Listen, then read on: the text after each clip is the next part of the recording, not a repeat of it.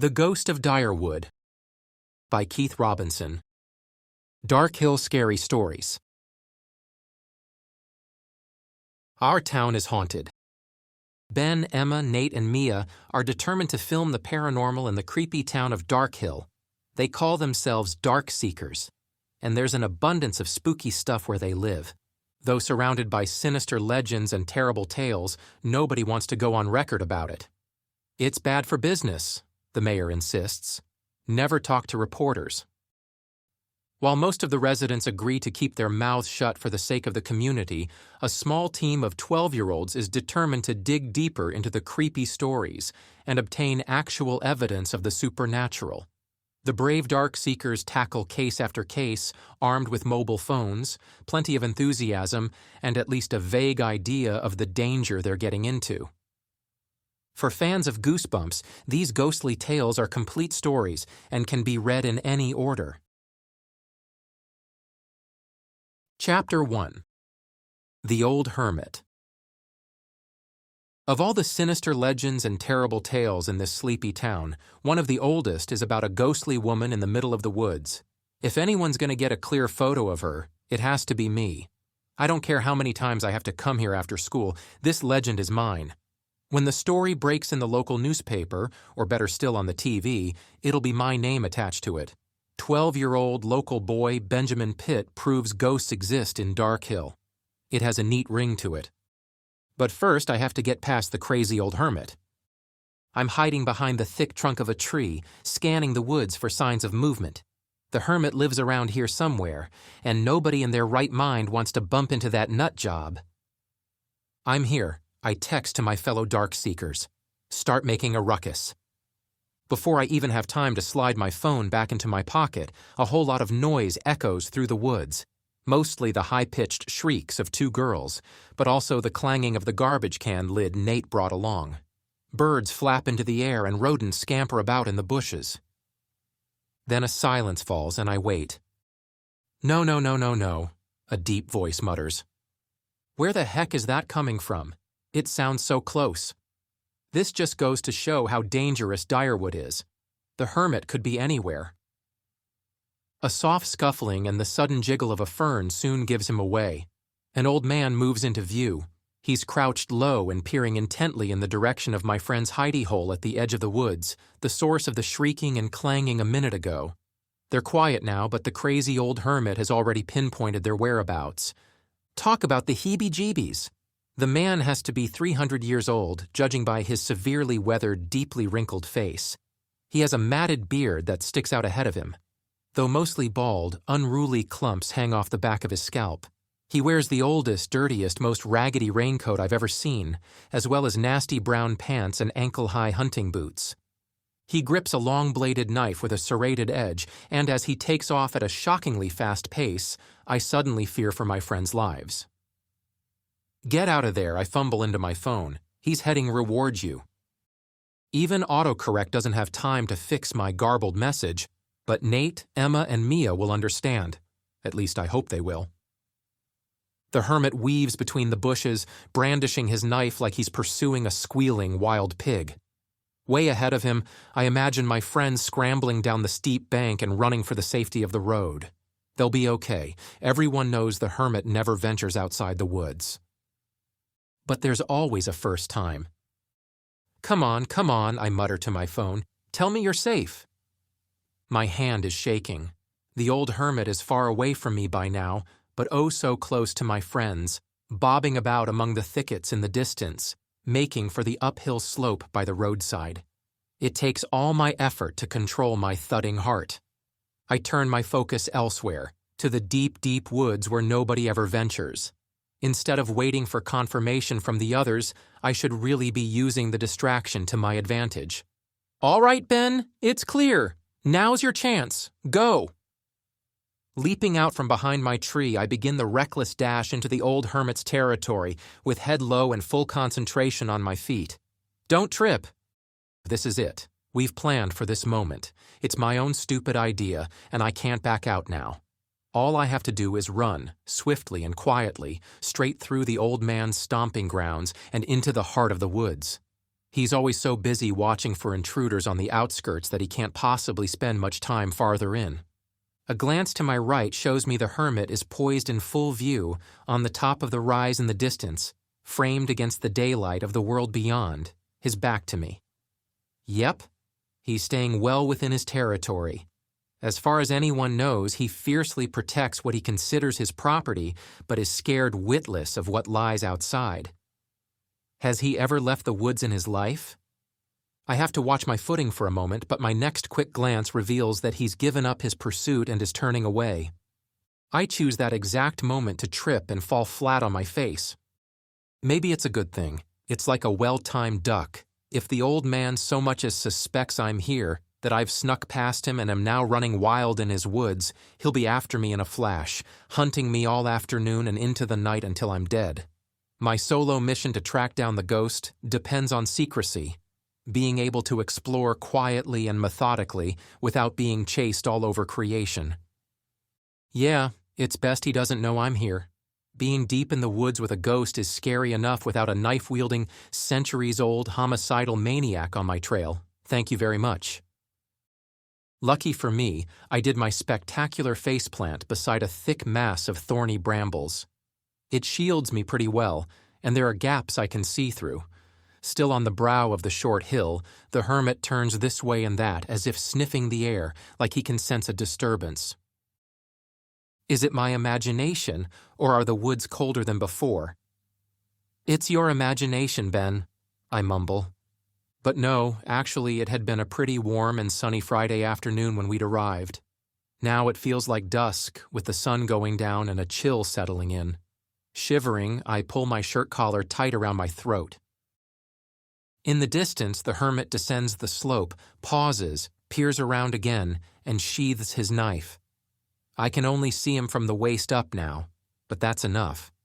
Unfortunately, he'll probably see me from the waist up if I stand and make a run for it. So I hang tight while he resumes his patrol of the trees. He comes right back to where he'd started, and I notice for the first time a makeshift shelter with a tin roof, so covered up with ivy that it's no wonder I passed it on my way in. Obviously a sentry station, maybe one of many. There has to be a chair or something crammed under the small space because the hermit drops almost out of sight. All I see now is his head. Luckily, he's facing sideways and appears to be lost in thought as he chews on something. Late lunch? Probably a piece of the last person who ventured into his territory. The thought makes me shudder. I just want to put some distance between us, and crawling around on hands and knees is not easy, that's for sure. When the woods thicken, I risk standing to check if the old nutjob is still enjoying his meal. Only then do I take out my phone and check for messages. Mia has written, "You okay?" I send her a thumbs-up emoji, then tuck the phone away and move on. The first phase of Operation Direwood Ghost is complete. Now it's on to the second phase, to locate said ghost and get some pictures. That might take a while. But we've planned this mission down to the finest detail. The four of us cycled here straight from school, and we don't get homework on Fridays, so we're free and clear. That means we have nearly 3 hours before the girls head home, and I go on over to Nate's house for dinner at 6. I figured in about an hour to eat, just to be polite, even though the two of us can probably gobble it down in 6 minutes flat. We'll have another 2 hours or so afterward. Maybe the girls can pop over then as well. We all live in the same subdivision. We can use that spare time to examine my excellent photos and film footage and prepare for our spot of fame on the TV. First, though, I have a ghost to find, otherwise there will be no such photographic evidence. I pick up the pace, aware that the chill has turned damp. Ahead, mist drifts between the trees, and I plunge into it with a sense of impending dread. My excitement leading up to this mission has grown day by day, but now suddenly I just want to vamoose. What am I thinking running about on my own in these haunted woods? The going gets tougher the deeper I press. Low-hung spindly branches snag at my clothes, protruding roots trip me, and a random leaf-covered pit nearly breaks an ankle. I'm glad it's dry today. No soggy soil to worry about. Then again, the crunchy leaves practically scream my whereabouts. I'm amazed the old hermit hasn't come tearing after me already. An extra-large cloud of mist makes me pause. All I can hear is my own ragged breathing. No birds, no critters, no nothing. Just me and my panting, and my thumping heart. It seems like a perfect moment to run across a ghost. I should be enthusiastic and ready for action. Instead, I just want to run for my life. Chapter 2. Into the Mist. Doing my best to ignore the swirling mist around me, I open the map app on my phone. It's shared with my friends, and I can see their 3 overlapping avatars on the road outside the woods. I can also see my own in the middle of the massive patch of green. How far can you walk into a forest? One of my dad's annoying riddles springs to mind. I'd asked him over and over how large this theoretical forest was, because surely the exact size was key to providing an accurate answer. Nope. Later, he'd put me out of my misery. Halfway. After that, you start to walk out again. According to the app, I'm probably about halfway into Direwood. Nobody ever goes rambling here. Homicidal maniacs running about tend to put people off. Needing the sounds of voices, I call Emma. She answers immediately. Ben. Hey, so I'm here, right in the middle, standing in a cloud of mist. She sucks in her breath. Ooh, really, mist? Yeah, it's cold. I mean really cold. And damp. I can hear the hushed voices of the others in the background. Then Emma says, Nate thinks this is a bad idea. With a sigh, I tell her, he thinks everything is a bad idea. Look, it's okay. I got past the old man, no sweat. I hold back on the knife part. So, are you guys still okay to wait for a couple of hours? I'm gonna wander about, maybe sit and do a stakeout. Not really sure. We only have a few eyewitness reports to go by, and they all say the ghost lady shows up near the middle of Direwood. Emma must have her phone close to her lips, because when she breathes out through her nose, it sounds like a gale-force wind. Ben, we've been talking. Uh-oh, are they about to back out on me? Leave me stranded? Nate apparently wrestles the phone from Emma's grasp. She protests right before he comes on, his voice so loud I flinch and jerk my ear away. Hey buddy, we're coming in. Can't let you have all the fun. My heart soars, but at the same time I can't help feeling a little protective of this solo mission. It's always been my idea to do this. The Ghost of Direwood is my story. And now, suddenly, we're all doing it? It's going to be all of our names in the papers? Then again, we're a team. I guess it's only right we should do this together. Share the risk, share the credit. But there's deeply flawed logic in Nate's new plan. Who's going to distract the old man? And who will distract him when it's time to leave later? Not to mention the fact that Nate's bravado will desert him in a flash at the slightest sign of a ghost. This is the guy who just now told Emma the whole thing is a bad idea. I mean, he's my best buddy, but even he admits he's a chicken. Let's just stick to the plan, I tell him. No way, man. The girls can stay here if they want, but... Ow. Okay. Mia, you have to stop punching me like that. All right, Ben, we're all coming in. We have a new plan, using my phone as a distraction. I'll hide it in a tree and then Emma will call it, and my ringtone will draw the hermit's attention. It's genius. He'll never find it. But while he's digging around in the bushes, we'll sneak in another way. I'm trying to digest that, and apparently my silence seals the deal. Emma comes back on the phone. See you soon, Ben. I find my voice. All right, look, there's no point in arguing. The app should get you close to me if it holds up. Being able to share our locations has come in pretty useful before, but it depends on a strong phone signal. Right now it's a little weak and our reported positions are laggy. And Emma. Yes? I lick my lips. The old man has a knife. A big knife. Well, sure, we all know he hunts for food. He hunts people too. When you made all that noise earlier, he looked ready to cut you into small pieces. Emma is silent for a moment, then relays that information to the others. In the background, Nate makes a scoffing noise. We're coming in, Emma says, sounding almost apologetic. Just look out for us soon. She hangs up. The mist gets my attention again. Is it thicker now? Yeah, it is. Great. I'd expected, or maybe hoped, to spot the ghost from a distance, like a vast distance. But with mist this thick, She'll have to be pretty close before I lay eyes on her, too close for comfort. I already miss the sound of my friends' voices, especially Emma's.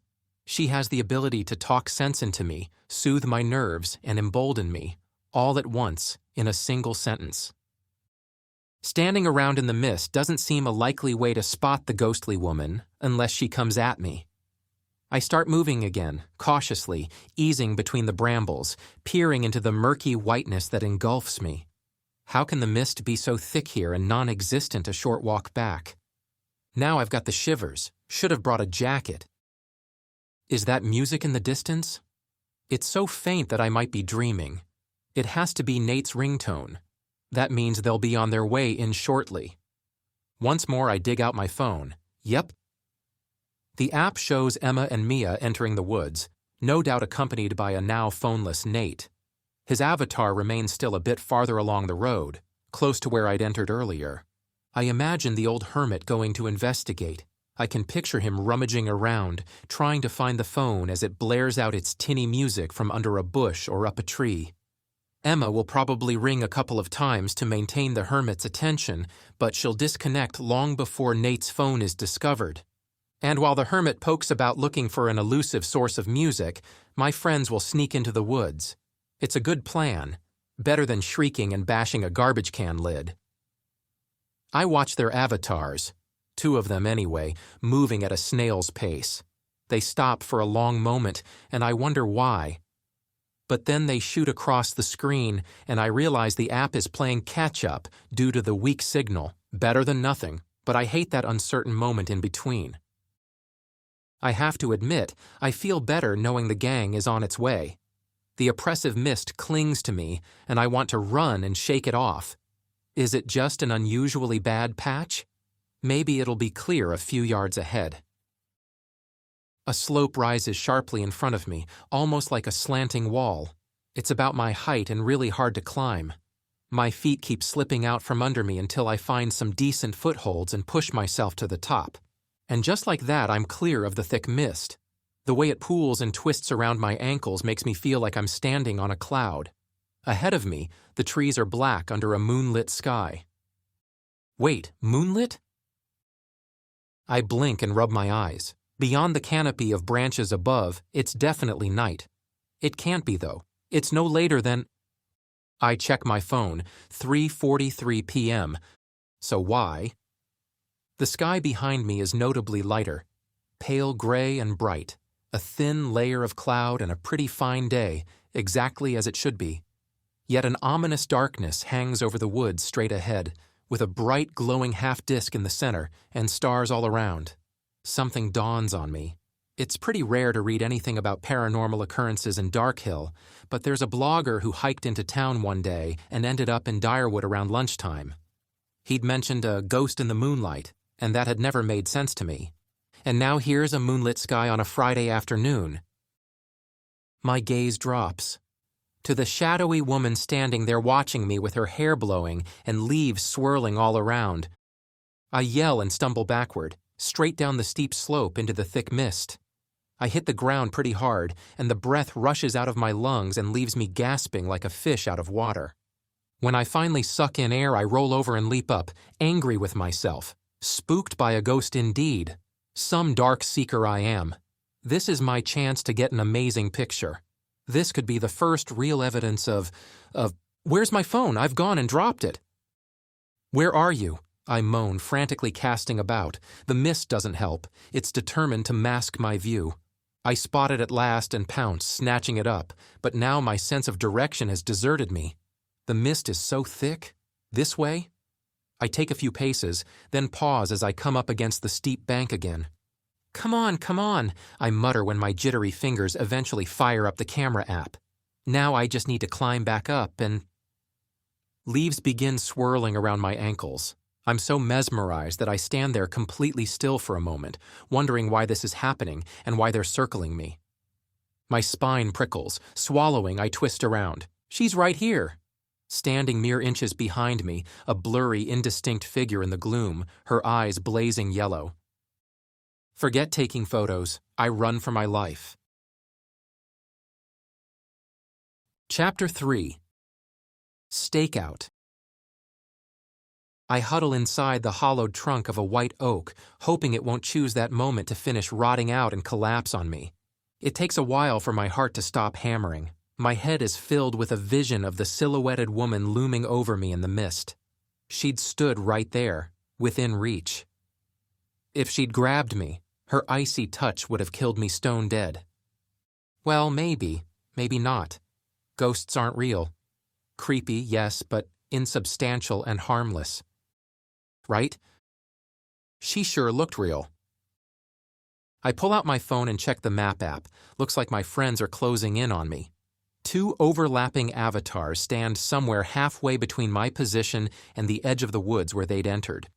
The third avatar, Nate's phone, remains unmoving where he's hidden it. The last thing I want is to look rattled when they arrive. We're the Darkseekers, for heaven's sake.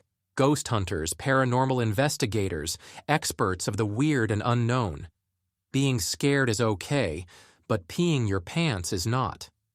Not that I actually peed my pants. But still, I have to be calm, cool, and collected when they get here. Extracting myself from the moldy nook and brushing sodden bark from my clothes and hair is a good start. Finding a decent log to sit on and act casual comes next. I choose one in the open, away from the tangled vines I've ended up among. Feigning boredom seems like the way to go. I let out a few heavy sighs. Funny thing is, acting nonchalant helps calm my nerves. I'm as cool as a cucumber by the time I hear the faint rustling of leaves nearby. Ben? Emma's voice fills me with relief. Over here, I call, trying not to yell too loudly. The 3 of them emerge from the trees. Emma's red sweater and blue jeans are the first dabs of color in the gloom. She's holding her phone, probably using the app to check her direction. As soon as she sees me, she slips it into her pocket and smiles, brushing strands of blonde hair back over her ear. Nate comes next, his black clothing and floppy dark brown hair causing his face to stand out white. Behind him, Mia struggles to pull free of a bush that has snagged her dark green coat. She has her black hair pulled back in a ponytail. What must I look like right now after falling down a slope and hurtling through bushes in a panic? A lanky, brown-haired scarecrow? I stand and stretch as they approach. No luck then? Nate asks, pushing his unkempt hair from his face. I shrug. Yeah, saw her already. Pretty creepy. She's over that way where it's all misty. My friends swing around to look. The mist still hangs there in the distance. I can almost see the trail of devastation where I'd thundered through 10 minutes earlier, though I doubt anyone else notices. You saw her? Nate demands, swinging back to me. His eyes widen. The Ghost of Direwood? You saw her? Before I can reply, Mia screws up her face in a scowl. Despite being a head shorter than Nate and me, she always manages to cut us down to size with her sharp tongue. He didn't see her. If he'd seen her, he wouldn't be so calm about it. I give her my fiercest glare. What's there to be scared about? All right, Benjamin, she says with a sigh. If you saw her, show us the pictures. Oops. Well, I start. Nate and Mia wear opposing expressions. His is one of eagerness, hers more like narrow-eyed skepticism. Emma just has kind of a blank look. Avoiding their gazes, I stare hard at the ground instead. Thing is, I dropped my phone and... You lost your phone? Nate cuts in. No, not lost. I just dropped it at a crucial moment. Again, the 3 stare at me. With a heavy sigh, I come clean. Okay, so the ghost startled me, and I fell backwards down a slope. I dropped my phone, and when I picked it up, she was standing right behind me. I admit it, I nearly peed my pants. Anyway, it was misty, so I couldn't have taken a picture of her if I tried. Not that misty, Mia says, glancing around. Not here, but over that way. 10 minutes ago, it was really misty. Forget how scared I was. Or wasn't. Was, Mia mutters. The main thing is the mist. It sprang up really thick, and guys... I pause for effect. It was nighttime. Emma speaks at last. Nighttime, Ben? I swear it got dark in one spot. The moon was out, it all centered right above her, and she appeared in a swirl of leaves like she stood inside a miniature tornado. They digest the information. Mia nods. All right, Show us where it happened. The funny thing about our gang is how easily we accept what the others say about ghostly occurrences. Yet, when it comes to pretending we're not scared, not a chance. Feeling stronger as part of a group, I lead the way to where it had happened. The mist, though drifting in patches, has definitely lifted. The slope I'd climbed up and fallen down is a long ridge I couldn't have avoided, stretching through the woods from one end to the other. I turn in a circle and nod. This is the spot. I climb just here. Clambering up the slope using the footholds I'd found earlier, I scour the trees ahead for the ghost. She isn't there. Some help? Emma calls, reaching out her hand. I pull her up. Meanwhile, Mia scoffs and manages fine on her own. Behind her, Nate makes a half effort, then looks at me with a pitiful expression. I need help too, he wheedles. Oh, be quiet, I retort. Moments later, we stand in silence together, scoping out the terrain ahead. And you said it was nighttime? Mia asks. Yeah, right there. Dark sky, bright moon, and stars. And the ghost appeared in that clearing plain as anything. Hair blowing, leaves swirling all around. I kind of jerked backward and fell. I windmill my arms and act like I'm about to tumble over the edge again. Mia nods. Okay, so now we wait, and if we see her, take a photo. I ignore the jab. Nate begins pacing, as he always does when waiting anxiously. Wish I had my phone. It was a neat idea, using it like bait to distract the Old Hermit. But if I lose that sucker... You won't lose it, Emma says, holding hers up. We can track it easily. Yeah, if the signal doesn't crap out on us. Mia finds a fallen branch to perch on. It's thick and sturdy enough to give us all a decent seat, and there's even a nice bounce to it once we sync up our movements. Sitting there like that, waiting for a supernatural event, might strike some as a waste of time. It almost always is. People who stake out a haunted house never come away with the goods. Ghosts don't appear on cue, they just catch you unawares. But this is Darkhill. The town's level of paranormal activity is ridiculously high. As Darkseekers, we've seen a few things lately that would scare most people to death, like the giant fire skeleton at the landfill on Emerson Road and the abandoned House of Haunts. Okay, so we've only had glimpses of ghostly activity so far, nothing we can prove, but we intend to get hard evidence soon. It's a wonder we don't have experts arriving from all over the country to check out the endless spooky mysteries here, or maybe not. That's the problem, you see. Everyone in town is pretty close-lipped about this stuff, especially where reporters are concerned. The reason we're not inundated with expert paranormal investigators is simply that they haven't heard about us. And that's where we come in. The Darkseekers plan to change all that. We'll put our town on the map. Together, the four of us will... Emma nudges me. Did you hurt yourself falling backwards down the slope? No, didn't feel a thing. Mia snorts. Benjamin was too busy being scared to feel pain. That's true, I admit. Seriously, Mia, she freaked me out. Well, let's hope she shows up again. That might have been our only chance to get a picture, and you blew it. I sigh. Lay off. See if you can calmly take a picture when a ghostly woman is standing a few feet away. I intend to. Shame I don't have my phone, Nate says again. I'm telling you, if it goes missing... Mia huffs noisily. Nathaniel, stop whining about your phone. It was your idea to hide it in the tree. I'll stop whining about my phone if you stop calling me by that name, he snaps. How many more times? It's Nate. And Ben. I'll bet if Emma's name was short for something, you'd call her by that instead. I don't see the problem. Nathaniel and Benjamin are fine, strong names. You should be proud. After a pause, I ask, is Mia short for something? No. Another pause, and then Nate says, what does your name mean in your country anyway? I've told you I wasn't born in Japan. But your mom was. What's your name mean? Sighing, she says, beautiful like a princess. Nate bursts out laughing. Mia leans over and punches him hard, and he falls off the branch and stumbles away, still laughing. What's so funny? She demands. You think my name doesn't suit me? I'm not pretty enough? Nate turns to face her. I didn't say that, although now that you mention it, you do have weird, light-colored eyes. Weird? Well, for a Japanese person, I mean. It's not weird, uncommon maybe, but Emma jumps in. Are you serious, Nate?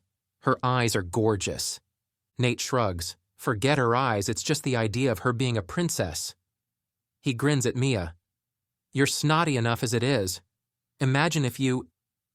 Nate, I warn. What? I'm just saying, can you imagine if she were actually a princess? We'd never hear the end of it. She'd be… Nate? Shh, Emma whispers. He glares at her. Why are you being so… Mia flings up a hand so forcefully that he jerks backward and blinks at her despite being well out of reach. Behind you, she hisses. His eyes widen and he slowly turns. Behind him, some distance away, the sky darkens. Trails of mist spring up and curl around the trees like giant ghostly serpents. My heart begins to hammer, and I feel Emma's hand sneaking into mine. We're equally transfixed. Directly above us is daylight. And yet, just ahead, stars prick the blackness through the trees, and the moon shines down, illuminating an otherwise dark clearing in an eerie glow. A figure materializes, the same woman as before, her hair blowing fiercely to one side. I can't say if she appears out of thin air or just eases gracefully into the scene. Maybe the mist parts to reveal her. Either way, suddenly she stands there, mostly dark and indistinct, a flurry of leaves circling her fluttering dress. Nobody had doubted my account earlier. Still, I feel a need to voice the words if only to break the terrifying silence. Believe me now? I croak. Chapter 4. The Ghost of Direwood. Nate bolts. He does that a lot. To be fair, I'd bolted earlier as well, but I like to think I would hold my ground if the rest of the gang was with me. I do this time, my breath ragged and my heart pounding. Emma and Mia need me. Gotta be strong for their sake. Yeah, right. The only reason I don't turn tail and run off with Nate is because the girls are braver and refuse to budge. Emma is still holding my hand. Mia stands in front of us, reaching into her pocket to take out her phone. That reminds me, pictures. If the woman truly is a ghost, she's amazingly solid. None of that half-transparent nonsense. She stands firmly on the ground, a stone's throw away, not so much obscured by the mist as just shadowy. She's in a pool of darkness lit only by an eerie moonlight, despite it being a bright Friday afternoon. Even the leafy cyclone is oddly dimmed. Where's the wind coming from? Emma whispers. She's let go of my arm by now and has her phone stretched out in front. Her hands tremble as much as mine. And why's it night? I remind her in a croaky voice. We stand like that for a full minute, the three of us taking endless photos while Nate, well, who knows where he is. I even do some video recording. I can hardly believe it. Actual live footage of a ghost. We'll be famous. We'll end up on TV. The Darkseekers are going places. I imagine government funding, an office in the middle of town, tons of calls requesting our help, a busy schedule tackling the toughest supernatural cases across the world. We're rooted to the spot. Our arms work and we can mumble to each other, but otherwise we're motionless.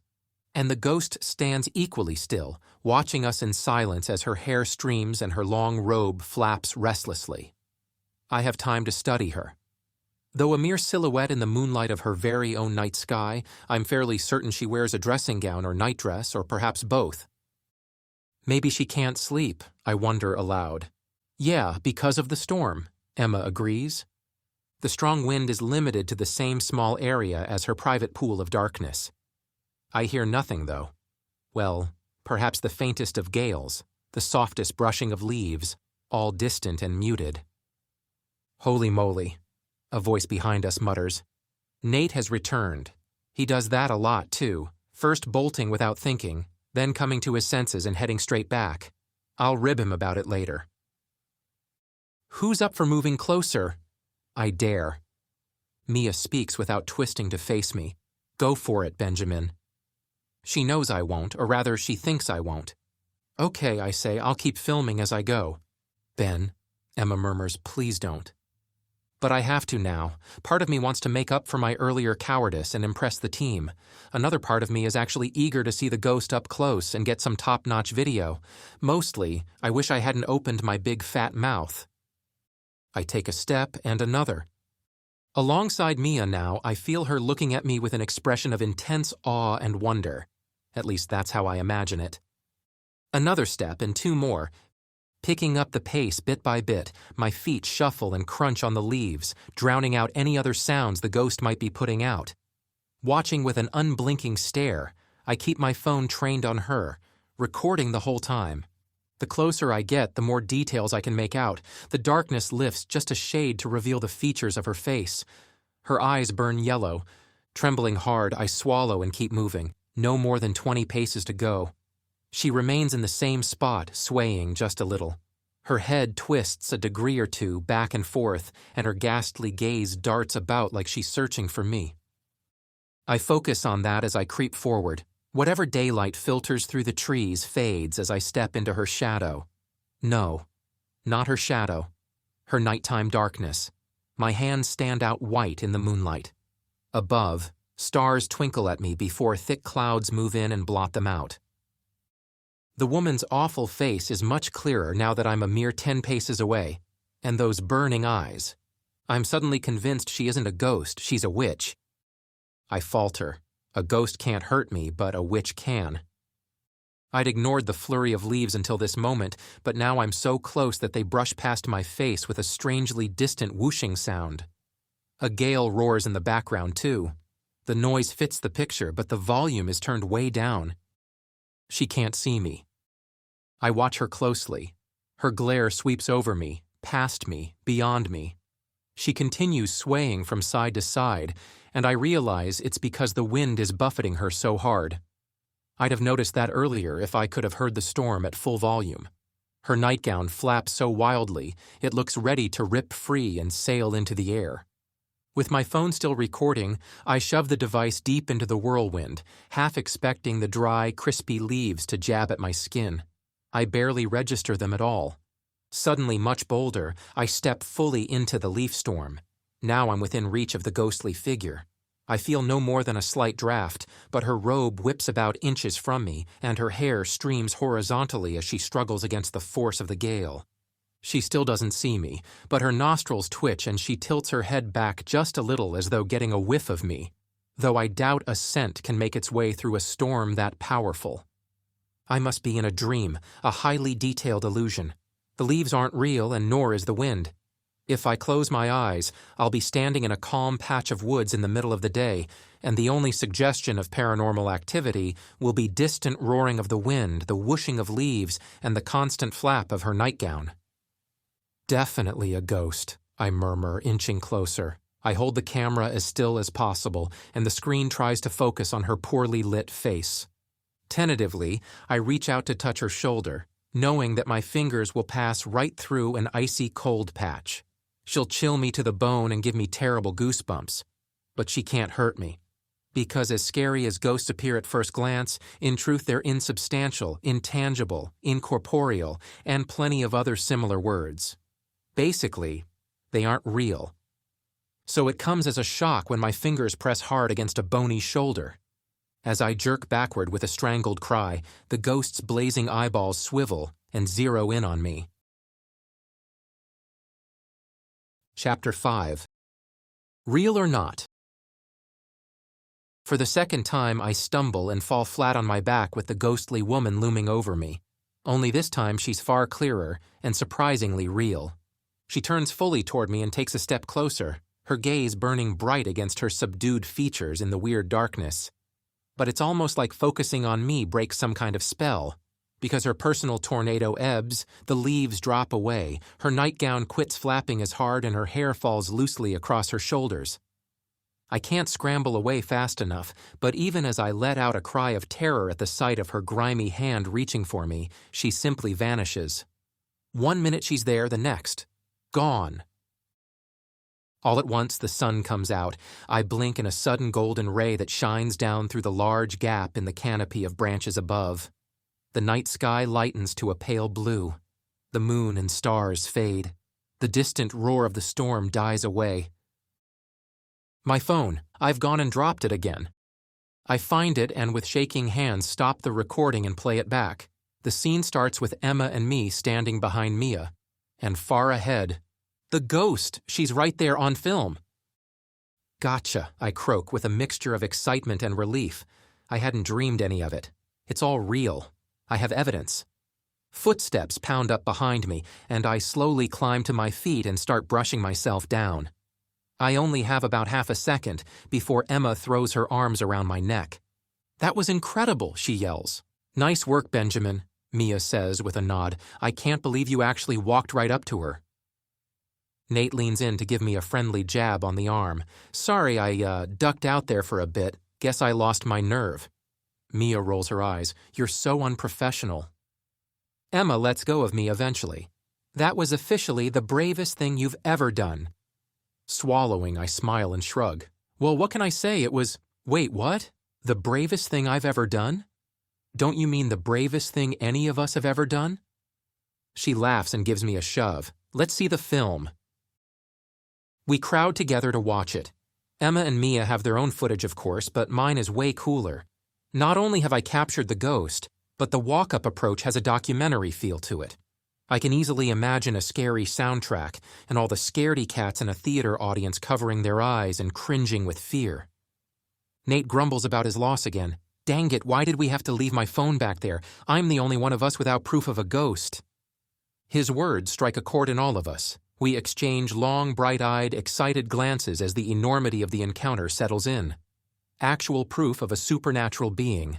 A real live ghost, if there's such a thing. Evidence of an afterlife. "Okay," I announce, "since this is our first real film footage of a ghost, I'm calling the Ghost of Direwood our very first official case. Forget the fire skeleton and the House of Haunts. We have no proof of those yet. Maybe one day we'll get them on camera as well. But this, guys, is the real deal." We're so psyched up about the event that none of us have any interest in calling it a day. Our collective gaze scours the trees for signs of the creepy woman. "Do you think she came from somewhere?" Emma mused aloud. "I mean, like a specific place in the woods? She has to be here for a reason, and it seemed like she came out of the trees just over there." Nate frowns. "Did she? I thought she just magically appeared." "You were facing the wrong way at the time," Mia reminds him. "The rest of us saw her floating closer." "Floating?" I shake my head. "I wouldn't say she floated. She just walked out of the darkness with her nightgown blowing and hair sticking out." "Okay," Emma goes on, "but she came from that way, right?" Mia and I nod in agreement. Woodlands are full of trees and not much else. There's nothing special up ahead.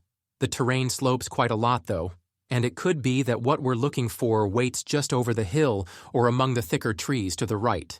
One thing is certain, we won't know until we look. So we start moving, shuffling along, talking in low voices, while we keep our gazes firmly trained ahead. "She was real to the touch," I mutter. "I poked her shoulder and she was solid. The leaves weren't really there all that much, and I could barely feel the wind, and obviously it wasn't really nighttime. Everything was ghostly, except for her." "Maybe a witch then?" Nate suggests. I thought the same thing as I got closer. She looked solid long before I poked her bony shoulder, but I don't know. We all saw her fade away. Not even witches can do that, right? "So she's a ghost," Emma states. Mia fishes in her pocket for some gum, and I can't help groaning to myself. She always chews noisily, smacking her lips. Why can't she keep her mouth shut while eating? Funny thing is, Emma laughs at me for my hang-up about noisy chewing, and Nate worsens the situation by mimicking her. Only much louder. It's best to keep quiet about it. Annoying, though. She'll likely be chewing on that stupid gum for 20 minutes now. "That woman couldn't see me," I comment, watching the incredible film footage again. "We were inches apart, and she didn't know I was there. But when I poked her shoulder, then she saw me." Mia sighs. "Doesn't make sense. A solid ghost? What's she even doing out here in these woods?" Emma has an answer to that. "That's why I was thinking she came from somewhere specific. Maybe she lived out here." "In these woods?" Nate exclaims. We start climbing the hill using an overgrown trail so narrow we have to walk single file. "In these woods, yes," Emma says. "Look, if an old hermit can live here, then why not a witch? Maybe she was a witch back then, and now she's a ghost witch." "Back when?" I ask. "Do you know?" Emma shakes her head. "The only article I've seen was pretty vague. Haven't been able to find much in writing. Sadly, that makes sense. Darkhill is full of creepy legends, but very few are reported in papers or online. My dad says it's like an unspoken rule around the town, that fear-mongering and writing articles about spooky events will draw attention from miles around, and then tourists will overrun the place. Dad says tourists will bring money into the town, but Mom says that most people are happy exactly the way things are. Quiet, calm, and steeped in history, as she put it. So now what? Nate says from behind me. His shoulders are hunched as he peers out from under his floppy hair. We just walk until we spot her again? We have all the film we need to make a ton of money from newspapers. Exactly what the town doesn't want. But since we're here, I urge him, let's dig a bit deeper. If she lived around these parts, maybe she has, I was literally about to mention an old cottage when one appears directly ahead. Not out of thin air, it just comes into view below us as we reach the top of the slope. It's nestled in the hillside, and so close we're practically looking down its chimney. The roof is almost gone. Whatever cottage had once stood here barely exists anymore. The two end walls remain upright, as well as the chimney, but the rest has fallen down. Tangled ivy and weeds smother the place. After so much rainfall in the living room and kitchen, and with so much growth all over, it's like nature is slowly pulling the old home down into the ground. We pause on the hilltop and say nothing for a while. The others are probably thinking the same as me. This is it. This is where the woman once lived, and most likely where she died. Chapter 6. The Ruins. I am not going down there, Nate murmurs. Chicken, Mia scoffs. Yes, I admit it, I'm a chicken, and I'm still not going down there. With a roll of her eyes, Mia gives me an almost challenging look, then nudges Emma and sets off ahead. Coming? Naturally, Emma hurries to catch up. I don't get her. She's in my class, and I've seen how she acts among her clique. Chatting and giggling, loud and sassy, a huge part of that girl gang. Yet she's different in our group. With us, she's quiet, almost shy, often following Mia's lead but sometimes going against her. I sense the two of them have a bit of a rivalry going on. It's like Mia keeps daring her and expecting her to fail, and instead, Emma constantly accepts the challenge and forges ahead. Nate once called her a bemusement. I like that. Maybe it's because she's the newest member of the Darkseekers. She's trying to impress us. Despite Nate's protests, he descends with us down a steep and narrow path, fighting past thorns and scratchy leaves, until we emerge into an overgrown clearing that surrounds the cottage. We spread out a little, approaching the ruins with a degree of reverence and awe. I can't understand how a cottage can be located smack in the middle of the woods until we stumble across a driveway on the far side. Though blocked by overhanging trees and overrun by weeds, it's clear the lane leads to a nearby public road. There are no power lines in sight, so either the cottage predates such things or, far more likely, they're buried. That makes more sense, what with all these trees. But if there are buried cables in a driveway, a main road can't be too far away. The phone signal is weak out here, so it takes a while for my map app to load. When it does, I'm surprised how deep into the woods we still are. The app says we're past halfway, I comment. We're heading back out now. Nate shoots me a quizzical look. Is my phone still there? Emma's and Mia's avatars remain overlapped with mine. Nate's is off the screen. I pan to the side, searching for it. There it is, although I frown. Nate and the girls pause and turn to me. It's moved, I whisper. It's inside the woods now. Nate looks aghast. What? That old maniac has my phone? Well, someone or something does. Maybe a fox picked it up. Look, it's way inside the tree line. We study it for a while. The avatar doesn't move. Maybe the signal is just so bad that the coordinates are off. The clock is ticking, Mia says. We need to head back soon or we'll be late getting you boys home for supper. Whoa, where's the time gone? I put my phone away and we focus on the cottage before us. The front door is missing, but tangled vines hang in its place, so we walk around until we find an old window opening instead. Nate simply hurdles a crumbled wall so he's the first to get inside. He greets the rest of us with a smug smile. He's not smug for long, though. He steps on a rotted floorboard and crashes through as deep as his knee. Once we figure out he's not hurt, we start laughing as he struggles to climb out. We tread softly as we move about. The boards are pretty spongy in places. You'd think this old cottage would have a stone floor, I say, gingerly pressing on a bouncy section. Is there a basement? We enter what was probably the living room. The interior walls are almost non-existent, just knee-high in places, with random studs poking up. It looks to me like every stick of furniture remains in the cottage, now completely rotted, almost wilting away. As we're standing there studying the mess, Emma gestures toward a room. Look at the bed.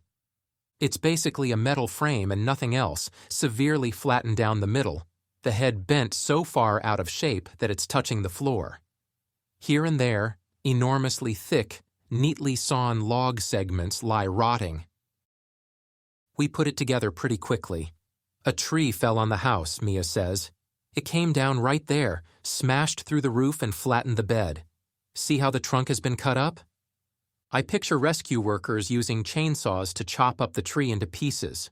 They'd rolled or dragged or lifted most of it away, but some of the largest chunks remain. You don't think? Nate whispers.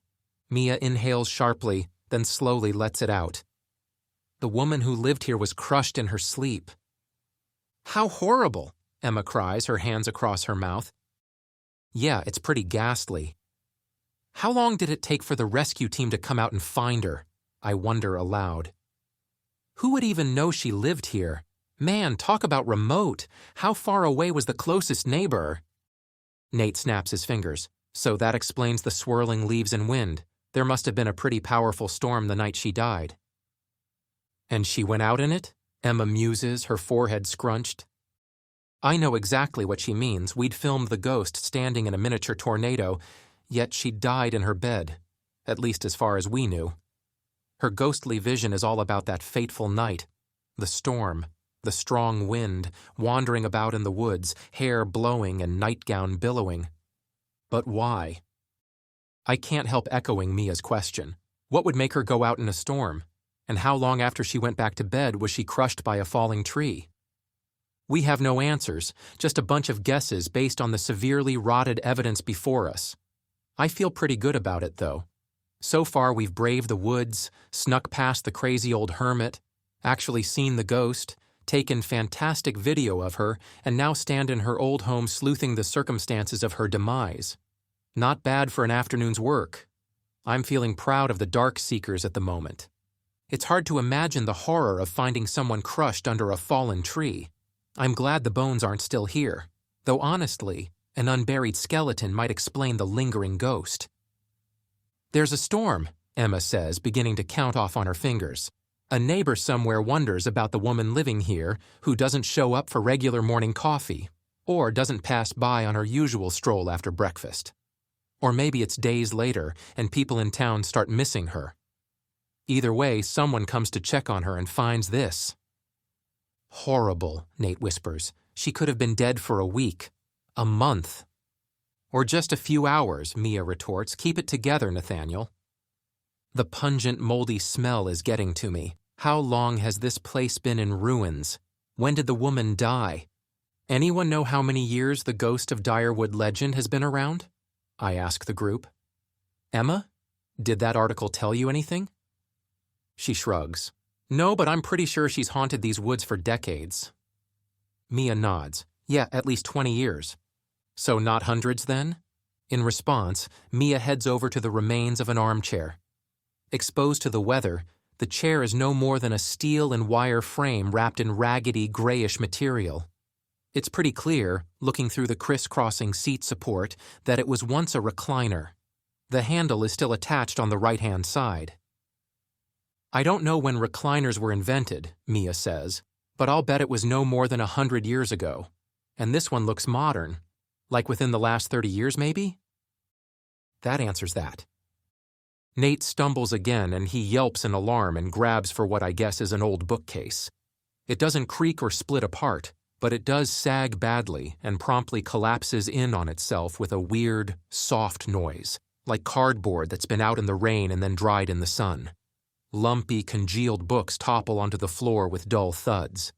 "Watch what you're doing," Mia snaps. "I'm not dragging your butt home if you break an ankle." Sorry, it's just, this place is a death trap." Despite the horror of what happened here decades ago, and the fact that it's haunted, the open-roofed cottage has a sad feel about it. I can't help thinking the poor place didn't deserve to be obliterated by a tree. The furniture might be no more than 30 years old, but I'll bet the cottage is much older. It's probably seen a few residents over the years. "People really lived off the grid back in the day," I remark as we tiptoe across the sagging floor. "Man, we wouldn't have the internet out here. That's truly terrifying." Emma holds up a hand and we stop. "This bit looks dangerous." We're at the front door again, with its tangle of vines. Nearby is a pretty bad dip in the floor, with a trap door opening in the center. I'm pretty certain it shouldn't hang downward that way. It's obvious the hinges are completely shot. I state the obvious before anyone else does. There is a basement. Steps lead down into darkness. They're probably rotted out and dangerous, and there might be snakes and black widows and other critters. There's no way on earth we're descending into that hellhole. We'd have to be utterly stark raving mad to do something so foolish and irresponsible. We're only 12, but I like to think we're pretty mature and sensible for our age. We're steering well clear, thank you very much. "So who's going first?" Mia asks. After a pause, Emma sighs and edges forward. "I guess I will." Chapter 7. Into the basement. Okay, she's definitely out to impress. I don't know if Mia is intentionally goading her or not, but it's working. She gives Emma a long, respectful look. I get the feeling this is Emma's ultimate test of courage, and she's about to pass with flying colors. I would say that girls mystify me, but the truth is boys do exactly the same thing. Well, maybe not Nate and me, but there's a group in my grade that gets up to this kind of nonsense all the time. Daring one another to climb drain pipes, sneaking illegal stuff into the school building, even streaking in corridors. Personally, I think descending into a haunted basement beats all of that hands down. Emma is kind of a hero to us right now. She's nervous but offers a smile and treads carefully on the sunken floor, checking its strength before committing. She makes it to the trapdoor and turns so the stairs are directly ahead of her. "Careful," I warn her. "Mind that trapdoor in case it falls off." Emma nods and, leaning back, tries the first step. It holds, so she gradually adds more weight until she's standing fully on it. One down, probably 10 or 15 to go. She descends slowly. We're all holding our breath. I would go over there and offer support in case the steps break, except I'm afraid the floor will collapse instead. "I'm halfway," Emma murmurs, giving us a glance. She wrinkles her nose. "It's nasty, and it stinks." She fumbles for her phone and gives it a shake to activate the flashlight. For a moment, she squints into the darkness, probably checking for critters. Then she takes another step. I'm amazed the old wooden boards are still strong enough to hold her weight. As she disappears from view, I tiptoe across the sunken floor to get a better look. To my surprise, the steps seem pretty solid, possibly safer than the floor itself. "What are you doing?" Nate croaks. I shoot him a puzzled glance. "Heading down, obviously. We can't let her go in alone." "Yes, we can."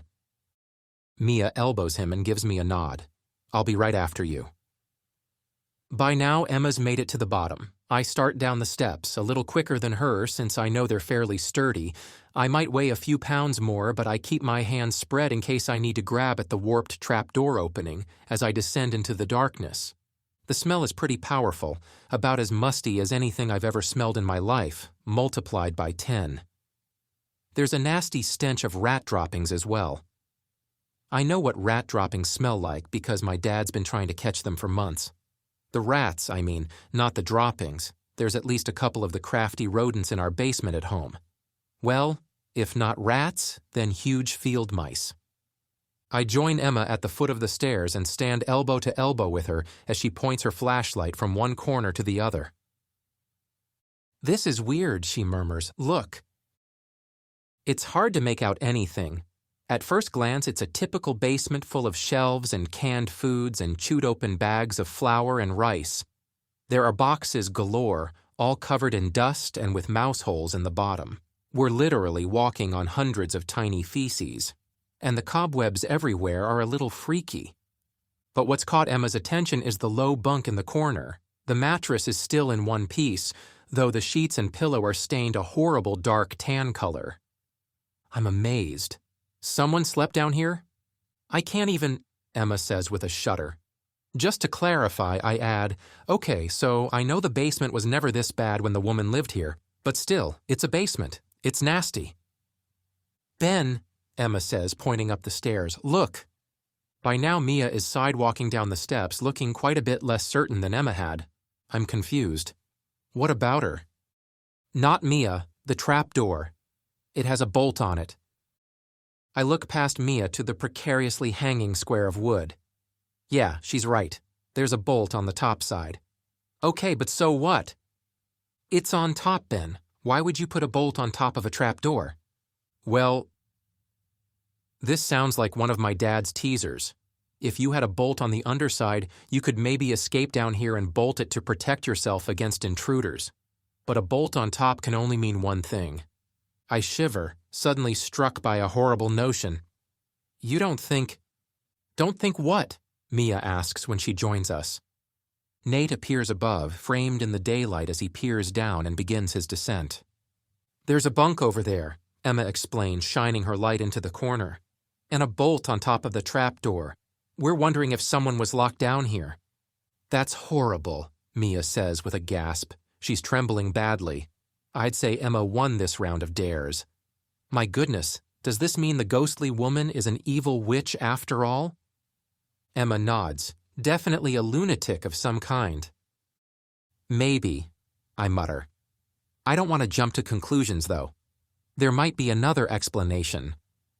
Nate stumbles on a step halfway down. Shine a light, he complains. Can't see a thing. We had no trouble, I tell him, glancing up. You just need to be more... I break off. The sky over his head is rapidly darkening. Not just darkening like gray clouds are rolling in. I mean like night is falling. No wonder Nate can't see where he's going. Struggling to speak, I end up pointing and nudging, and finally Emma and Mia look up and understand what I'm getting at. They let out a collective gasp, and Nate spins around on his step. What is it? It's the weirdest thing in the world to see daylight fading so fast. The moon lights up as if a godly presence just flipped a switch, though bright, fast-moving clouds attempt to smother it. Stars prick the sky, the trees sway in a non-existent wind. But, unlike before, I can hear the wind now. It rises in volume, a distant roar that turns into an eerie howl. No way, Nate moans, hurrying down and backing deeper into the basement, as if that's any safer. No way, no way, no way. Keep it together, Nathaniel, Mia snaps, repeating her oft-used mantra. This is no time for hysterics. Oh really? I'd say this is the perfect time. Emma's flashlight is pointing at the floor while the girls are watching the impossible arrival of nightfall, and for a moment, Nate is swallowed up in the basement's blackness. But then, a soft yellowish glow illuminates him. He senses the new source of light and spins around. It comes from a lamp on a small bedside table. The bunk is cleaner now, the sheets white. The pillow is puffy and new. What? Nate says in a strangled voice. By now, Emma and Mia have spotted the eerie change. We all stand side by side as the basement brightens in the soft yellow glow of the lamp. Cobwebs vanish. The storage boxes lose their mouse holes and mold. The cans on the shelves display their fresh new labels, and the bags of flour and rice fill out and start looking like they've just been bought from the grocery store. I can't be certain, because my nostrils have been so badly affronted by the musty smell in the last few minutes, but I think I detect fresh-baked cookies. Cookies? Do you smell that? I whisper. The others nod in silence. Glancing up, I'm startled to see the trapdoor is firmly shut at the top of the stairs. I'm pretty sure the aroma of cookies is coming from up there. My mind is utterly blown. The transformation of the room is staggering. Yeah, it's still a basement, as creepy and nasty as any other, but the yellow glow from the bedside lamp is kind of welcoming, and the bunk is clean. I can't imagine anyone living down here out of choice, but at least there are no chains or weapons of torture. Or skeletons. "What are we seeing?" Emma says softly, putting her phone in her pocket. "We don't need flashlights now. The night of the storm?" We cast our gazes about the basement. Clearly nobody is here. It's small enough that we can walk from one wall to the other in about 15 paces. There's a door, though. A narrow door on the back wall. It's closed. "Look there," I mutter, giving Emma a nudge. I hear Nate swallow. The raging wind outside is muffled but strong. We're in the heart of a vision, a blast from the past. For some reason, we're witnessing the events of that fateful night. And I have a gut feeling someone's behind that door. "So who's going to look inside?" I ask. Emma points to Mia. "Your turn." I think Mia knows it. She nods and sighs like she's just accepted a death sentence, and the rest of us stand back. Mia tiptoes toward the narrow door. Chapter 8. Ghoul in the Darkness. I'm not sure who flinches the most when Mia cracks the door open. Emma reaches for my hand, and I think maybe Nate does too. But I'm so focused on the door that I hardly notice. It opens toward us, so it only takes the narrowest inch for Mia to see what or who is inside. There's a pause, and then she relaxes and throws it wide. "Empty," she says, looking relieved. It's a tiny bathroom, basically a toilet and sink. A clean towel hangs on a rail, and there's a toothbrush and toothpaste on the vanity. It's pretty neat, actually. A mirror hangs over the sink, but it's cracked, breaking the cozy spell somewhat. Cozy? It's a basement. "Glad there was nobody in here," Mia says with a soft laugh. "I might have caught him unawares." "Okay," I say, turning to look around the room. "So whoever lives down here isn't home at the moment." "Probably upstairs having cookies," Nate mutters. He's right. Emma approaches the tiny bathroom door and reaches for the handle. After wiggling it up and down a few times, she purses her lips and says, "Isn't it weird that we can touch this? I mean, this is supposed to be a vision?" Mia snaps her fingers. "Good point. Makes me wonder." She crosses the basement and carefully lifts one of the 5-pound bags of flour off the shelf. She rips it open and sticks a finger inside. It comes away coated in the white powder. "It's real enough," she says. "What does this mean? What kind of vision?" We hear footsteps above, and all of us freeze and look up. Then voices. 2 of them. They're muffled and low, more of a murmur than anything, indistinct. We listen hard anyway, trying to make out the words. I can tell it's some kind of muted argument, not an all-out row, just a disagreement. One voice is higher pitched than the other, but neither are men's. More footsteps. They cross above our heads, and then suddenly they're right there at the top of the trap door. At this point, we can make out some of the words. "Don't want to." "You'll do as you're told, young man. Take your cookies downstairs and stop your complaining, you ungrateful little wretch." Suddenly, the trap door yanks upward, and we almost jump out of our skins. At the exact same moment, the lamp goes out, and the room is plunged into darkness. Gasping, we huddle together as the wind rages outside and whistles around the basement. The bathroom door, which had been wide open, creaks softly as the draft pushes against it, but it doesn't go far because there are sodden leaves and twigs and muck jammed up under it. We're standing on rat droppings again, and the smell is nasty. Mia gasps even louder than before, and we follow her pointed finger to the top of the steps, where 2 figures are silhouetted against the night sky above. One is the woman, her nightgown billowing and hair streaming. The other is a small boy, and he's struggling to get free of her grasp, yanking this way and that. Abruptly, she shoves him hard, and he topples down the stairs with a cry.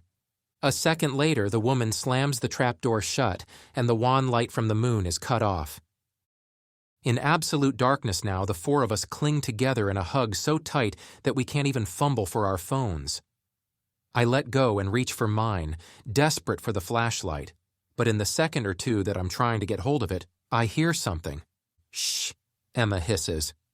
None of us are making any noise, but we all freeze anyway. It's a low moaning and whimpering. The boy, whoever he is by the bottom of the steps, lost in the blackness as he struggles to his feet. My mind is whirling. These visions, they're all mixed up. The night sky, the trap door, the wind, the lantern, the bathroom door, all of it seems out of sync. Is this boy fumbling around in the darkness, or is he in his nicely lit basement bedroom? Is this now or then? Why is it all so confused? I find my phone and, with shaking hands, activate the light. Shining it toward the steps, I'm horrified to see a figure lurching toward me. Just the boy, but pale-faced and wide-eyed with tears streaming down his face, coming straight at us in jerky movements like he's a puppet. Thoroughly creeped out, the four of us yell and scream, skedaddling out of the way. One of us trips, and that sends us all flying. We end up sprawled across the nasty, poop-covered floor. Someone's phone clatters down. My flashlight dances across the ceiling for a second, but then I aim it at the approaching boy. He's gone. It's like he blinks out of existence amid the jumping shadows cast by my light. Breathing hard, I swing around. Sure, the ghoul is going to leap at me from another angle. But he's really gone. The trapdoor is open, the wind has died, and the night sky is brightening. The basement is returning to its ruined, moldy state. Daylight floods in and we can see again. After being in utter blackness, our eyes have adjusted, so now we hardly even need a flashlight, but I keep it on and point it toward the shadows anyway. He's gone, I stammer. Are you sure? Nate wails. Oh man, I want to go home. Let's go. I'm not cut out for this. For once, Mia doesn't tell him to quit being hysterical. She's as rattled as he is. We all are. Breathing hard and with 3 phone flashlights illuminating the basement, it's pretty clear the ghost boy is gone. But for how long? Without even needing to suggest it, we hurry to the steps and clamber up them, forgetting they're rotten and might collapse at any moment. 1 or 2 groan pretty badly, but we make it to the top and spill out into daylight. Not stopping, we dash to the nearest low wall and throw ourselves over. It's only when we've climbed the hill and the cottage is out of sight that we stop for breath and switch our phone flashlights off. I quit, Nate says then. Seriously, guys, I'm out. You always say that, Nathaniel, Mia murmurs. He flings his arms wide. I mean it this time. You always say that too. He won't quit, he just gets rattled easier than the rest of us. We need a break, I suggest. Let's find somewhere to sit down for a minute. There aren't any nice park benches in the middle of the woods, so we resort to sheltering under a pretty old and thick maple. It strikes me as a granddaddy of a tree. It's probably seen a few things in its day, if only we could get it to talk. Gross, Mia says with a grimace. She's holding up a finger and it's coated in something gooey. That was 30-year-old flour I touched. Emma shudders, and I don't even want to know how dirty that bathroom door handle was. She shakes her head, purses her lips, and changes the subject. A dead woman and a dead boy. I don't remember any stories about that. It's always about the woman, the Ghost of Direwood. Not the ghosts, plural. Because the boy was locked away in the basement, Mia says. Nobody found him. When the storm struck. I finish for her. When the storm struck, the woman died in her bed, and the boy... What? Yelled for help? If so, the rescue workers would have heard him and let him out. Mia closes her eyes. But he's dead. He didn't make it out. He died in that basement.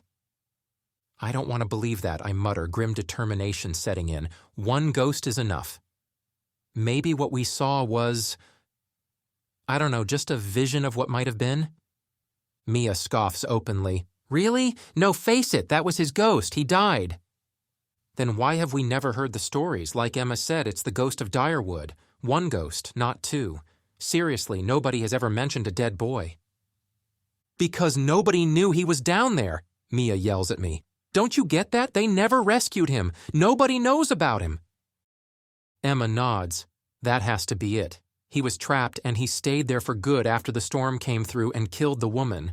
Imagine, locked in a basement, yelling for help, nobody coming. Nate says, 1 finger in the air, but if all that's true... He breaks off and we all face him. Uh-oh. Nate's eyes have gone wide. If the boy died in that basement, and nobody found him, then his bones are still down there. He looks around at us. His body is still in that basement. Chapter 9. The Chase. Even Mia looks a little shaken by Nate's simple logic. This is why we like him around. In between his running away and threatening to leave the group in general hysterics, he somehow sees simple facts the rest of us miss. We'd have come to the same conclusion a minute later, obviously. Still, I clap him on the shoulder and give him his due credit. Good point. Okay, so now what? What do you mean, now what? Nate gets up and glares around the group. Seriously, what do you mean? Guys, we're done here. We saw the Ghost of Direwood. We got her on film. Let's get out of this place while we still can and sell our story to the newspapers in the next town where they pay big bucks. How do you know they pay big bucks? Emma asks with a frown. My dad told me. He said reporters in Darkhill are being squeezed by the mayor to keep weird tales like this under wraps. But reporters in other towns? We don't have a full story yet, Mia interrupts.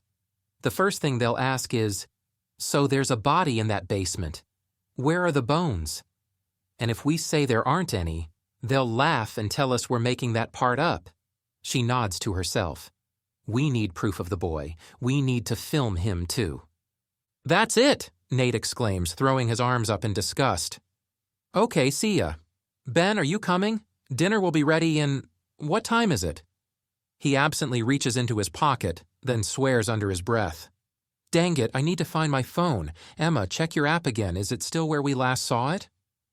She pulls out her phone and fires up the location app. I lean over to look, and Mia peers from her other side. As usual, the app shows our 3 overlapping avatars. Emma scrolls sideways looking for Nate's. I don't see it. What? Nate's eyes are wider than ever before. Are you kidding?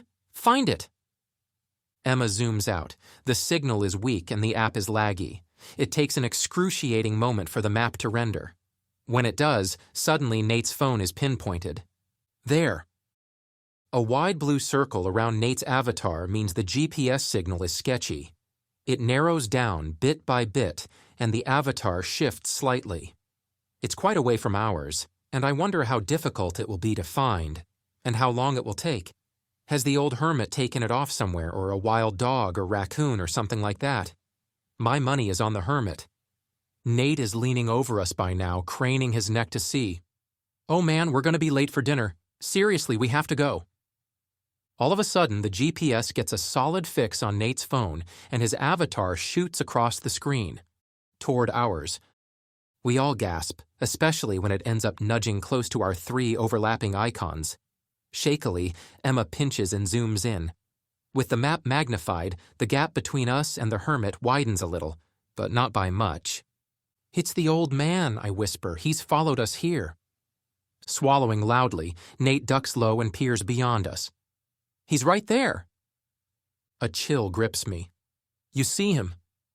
Well, no, he hisses back. But he has to be right there in those bushes or behind that tree. He's been tracking us. I can't believe the old man even knows how to use a phone, but it's possible he tracked us the old-fashioned way, following our footprints in the dirt. We sit and hold our breath for a moment, sharing a single thought. Is there any chance whatsoever he hasn't found us yet? Somehow I doubt it. In fact, Nate's yelling has probably drawn him straight to us. A second later, we hear him. At least we think it's him. We all stop breathing and stare wide-eyed at each other at the sound of slow, shuffling footfalls on the other side of the trees and bushes we're sheltering behind. Emma shakily holds up her phone for me to see. Nate's avatar is practically overlapping ours now. It seems like he might pass us by as long as we hold very still. 30 painful seconds later, the Old Hermit comes into view. He has his back to us and is staring hard at the ground, peering at our mess of footprints in the dirt, tracing our movements on our way to the ruined cottage. A shred of hope flares in me. He's so busy tracking us to the woman's house that he hasn't realized we've already left and come back, and he's walking right past us. He'll figure it out soon enough, but for now we just have to be still and pray he doesn't turn around and see us hunkered down in plain sight not 30 feet away. I'm glad he doesn't understand the significance of Nate's phone. It's probably tucked in a filthy coat pocket. If he knew how to use it, if he knew there was a mapping app that could... I realize he wouldn't know how to get past Nate's lock screen anyway. I sigh quietly, relieved. Then the old man glances back and sees us. The weird cry he lets out sends us running. It's like a cross between anger and frustration and terror, with a hefty dose of homicidal maniac thrown in. Though he doesn't have his vicious knife drawn, I figure it's a swift motion away from being thrust about in our faces, or worse, directly into our guts. In our frenzy to get away, we stumble and trip over each other, and all the while the hermit rushes toward us with that terrible strangled roar. He's fast, but we're faster.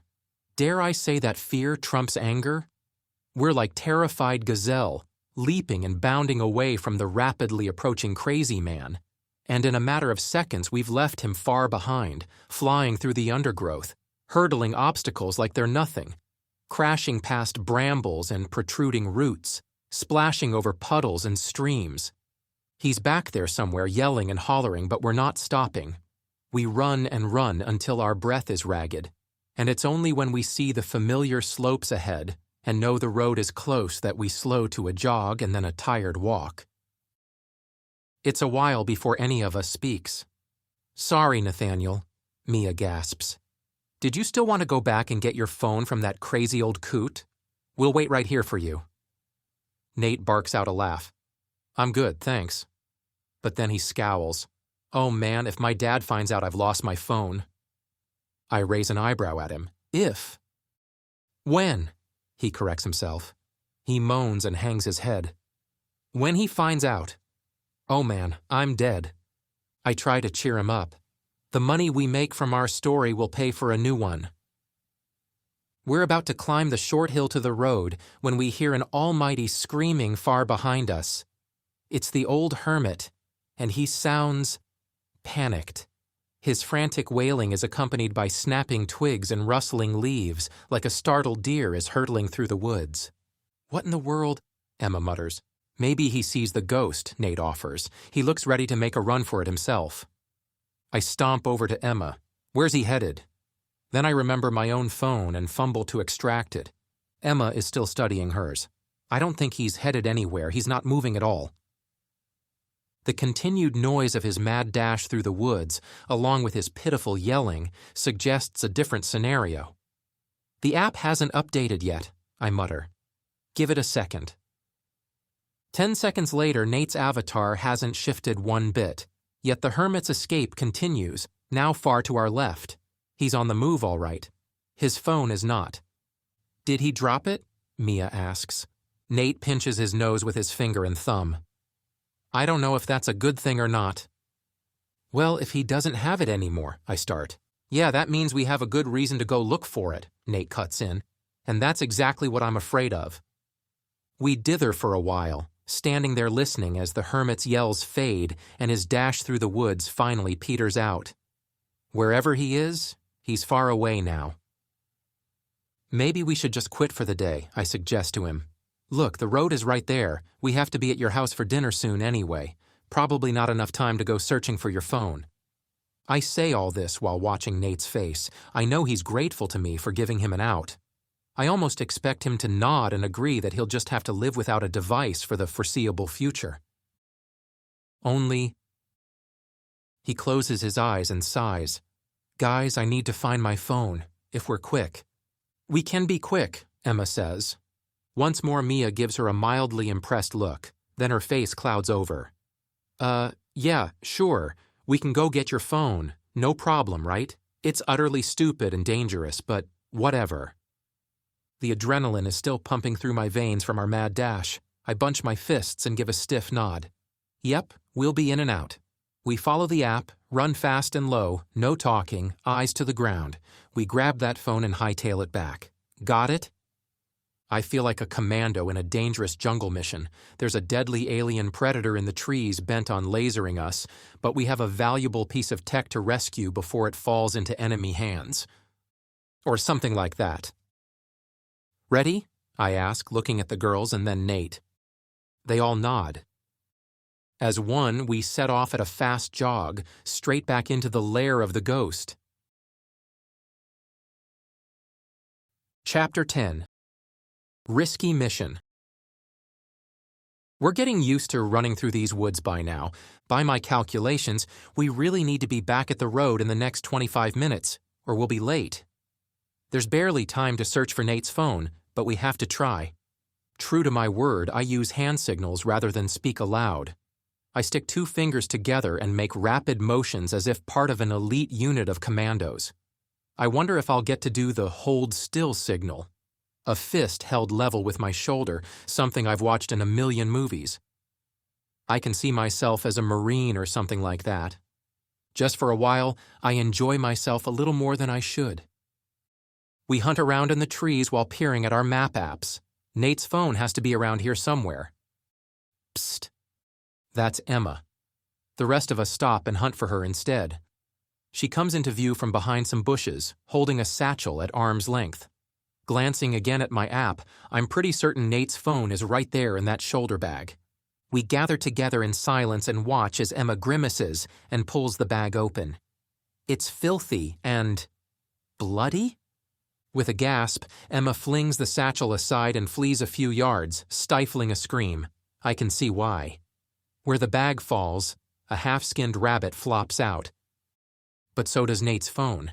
He lets out a cry and pounces on it, then holds it up with a triumphant grin. All right, now let's get out of here, Mia mutters. Nate can't contain his joy.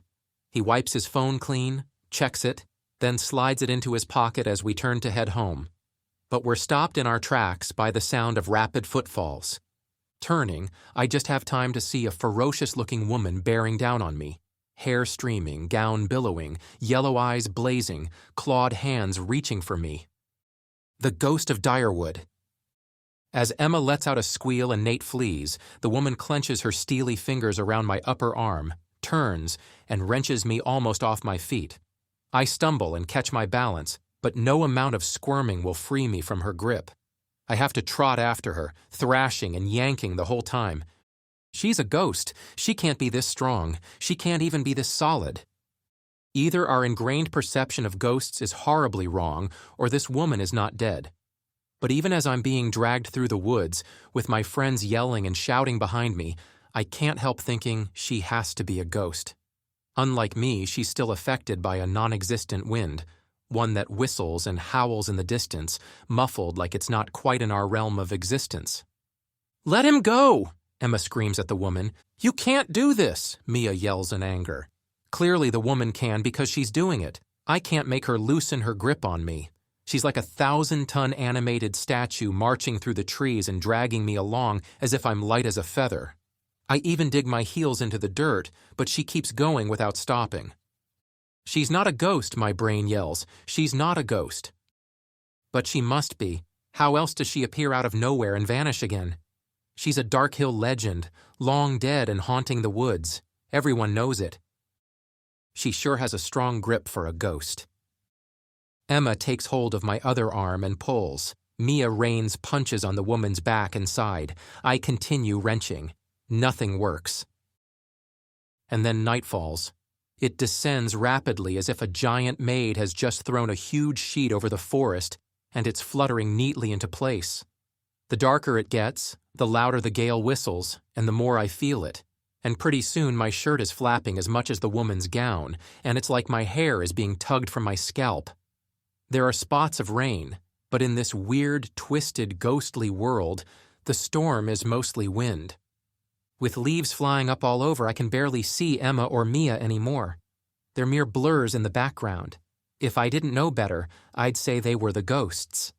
A third shadow appears, and I vaguely make out the outline of Nate with his floppy hair. Oddly, my friends are still unaffected by the storm.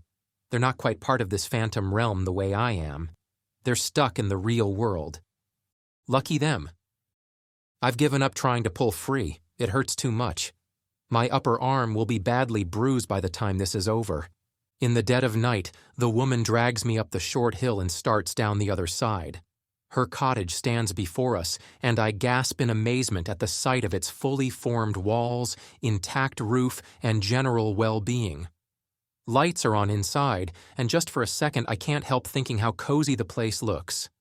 As I skid and stumble down the slope, forcefully guided by a mad old woman with bright yellow eyes. Panting hard, I glance back again. Where are the others? Aren't they even bothering to come after me? Maybe they're going for help. Still, at least one of them should hang around, right? Nothing. Nada. Zip. They've gone and left me. I'm sweating buckets by now, my breath coming in ragged pants. I've never been this scared before. Unrelenting and unstoppable, the woman leads me to the front door and pushes her way inside with barely a break in her step. I cast a frantic gaze around. I'm in a fairly well-lit living room, at least 6 small lamps dotted around the place.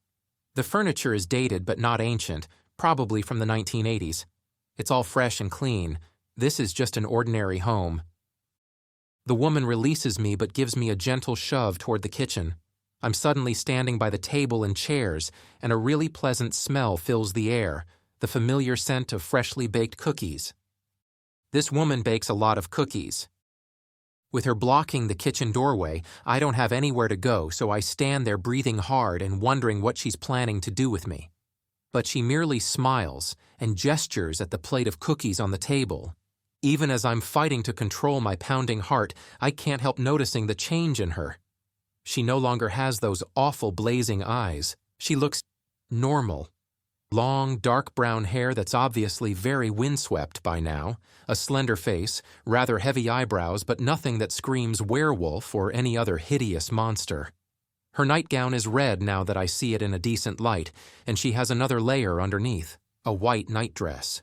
She's wearing boots. "Now enough running around," the woman says, sounding a little out of breath. I jump at her voice. Ghosts can talk? Sit down, have a cookie or two, and relax. The storm will be gone soon. What? I stammer. She moves to the refrigerator. Want some milk? I can warm it just how you like it. I'm so confused I don't know what to say. The doorway is clear. I can run for it. But I'm curious as heck. What? How are you? I start. How do you ask someone if they're dead? What is this? The woman opens the fridge door. Nothing to worry about, all that fuss. Just a silly little storm. It'll pass over soon and then you'll go right back to sleep. What on earth were you thinking, running off into the woods like that? Running off into... She pulls out a carton of milk and pours some into a glass for me. I watch her closely the whole time, seeing a smiling if impatient expression, like she's trying hard to be nice. Honestly, she says with a sigh, if I didn't know better, I'd say you were tricking me. I stare blankly. She raises an eyebrow and some of that jolly twinkle in her expression turns a bit sour. Were you? Pretending to be scared just so I'd let you out? Well, it worked, young man. I let you out, and you ran for the door. Her face turns positively grim. That won't happen again, do you understand? Now eat your cookies and then it's time for bed. I back away. No, I don't know what's going on here, but you can't drag someone into your house and... My friends are calling the police. Pah! She scoffs. There's no help for you, my boy. Seeing me reverse toward the living room, she suddenly stomps across the floor to intercept me. I make a dash and try to squeeze through, but she grabs my arm again. Her grip is as strong as ever. I kick at her shins and she artfully dodges and spins me to face the other way. With just one hand clasping my arm, she reaches for the table, picks up my plate of cookies, then frog marches me out of the kitchen toward the trap door near the front door. No! I yell, my terror fully renewed. What are you... Get your hands off me! Don't you dare speak to your Aunt Eliza in that manner, she snarls, after everything I've done for you. She thrusts the plate of cookies at me, and like a fool, I take them. Now get down there. Don't want to, I yell. I would run for it if she didn't still have a tight grip on my arm. You'll do as you're told, young man. Take your cookies downstairs and stop your complaining, you ungrateful little wretch. I toss the plate of cookies aside. The plate doesn't make as much noise as I expected because it bounces off an armchair and lands upside down on the rug. The cookies go everywhere, though. With a cry of rage, the woman throws me down the steep steps into the basement. Chapter 11. Been here before. Falling downstairs hurts. I don't know what's happening, whether I'm in a ghost world or a semblance of my own, but steps are steps, solid and real. I crunch my shoulder, scrape my face, whack my shin, and thump down on the cold concrete floor of the basement. Groaning, I slowly get to my feet, aware that the woman, who calls herself Aunt Eliza, has already slammed the trapdoor shut. I don't need to go running up the stairs to know she's bolted it, but I'll check in just a moment. Right now, my attention is on the room before me. The lamp is lit, it's nice and tidy.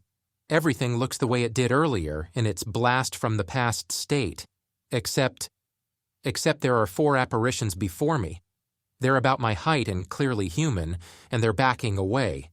I hear their weird, distant yells, my friends, and me? I stand perfectly still, a mixture of thoughts going through my head. This is the same scene as before, only I was one of the 4 apparitions, and we were yelling in panic at the sight of a ghostly boy who'd just been tossed down the stairs. Now that boy was me. What the heck? The apparitions quickly fade, and I'm suddenly alone in the strangely neat and cozy room. Alone in a cottage that no longer exists, with a woman who's dead, in a basement occupied by a boy who what? Got trapped and died? My hard breathing resumes. He's here. He has to be. That woman will be heading off to bed soon, and the storm will keep raging, and then a tree will fall and crush her. And the boy in the basement will be left alone, locked in. The horror of it is getting to me. I can't imagine how awful it is to be imprisoned in a basement, but to realize your captor has just died and nobody else knows you're here. I shudder and peer around the room. It's empty apart from me. I'm still playing the boy's part in this rehash of the past. If he's destined to die in this place after maybe weeks with no food or water, then his bones will remain here for decades. But where? We saw no sign of them earlier. Because the rescue workers found him after all? With trepidation, I check the bathroom. I check every corner of the basement and under the bed. Nothing. He's absolutely not here. Then again, I'm him right now. He hasn't died yet. My head is spinning. It's just a vision, I mumble. Don't read too much into it. It's not real. I'm just part of a ghostly memory. That actually makes me feel better. I relax a little. As scary and weird as this might be, the woman hasn't hurt me, and normality should be restored soon. Actually, the woman did hurt me. I still feel shaken and bruised from her rough handling and my fall down the stairs. And will normality be restored? Trying to keep my mind off the idea that I could end up stuck here in this fake world of the past, I wander about the basement and pause at one of the shelves on the wall. Flour, rice, and canned food. With canned food and running water in the bathroom sink, the boy has plenty to eat and drink. He could survive down here for, what? Weeks? I slowly become aware of shadows in the corner of my eye, shadows that move, shadows that elude me when I spin to look at them. It's frightening at first, but it keeps happening and gradually starts to annoy me. I try to block them out, concentrating on looking for clues. Looking for clues. Yeah, like I'm a detective unraveling a mystery. I switch to analytical mode, putting aside the jitters that threaten to overwhelm me.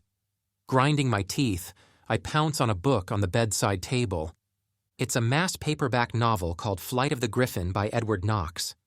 Flicking through it, I quickly figure out it's below my reading level, probably for 7 or 8-year-olds. There's a bookmark at page 124, the start of a new chapter toward the end. The boy didn't get time to finish before he died. That makes me sad. His name isn't scrawled on the inside cover, which is a shame. I stuffed the small book into my pocket anyway. What else? There's really not much down here that might belong to an imprisoned kid. I drag out a box of toys from under the bed. Some Star Wars figures, a baseball, a cracked wristwatch, a couple of old instant photos. The photos catch my attention. One shows a boy and presumably his mother, their faces mashed together as they grin at the photographer. My heart races. Is this him? Is this the boy? But that's not the same woman in the photo.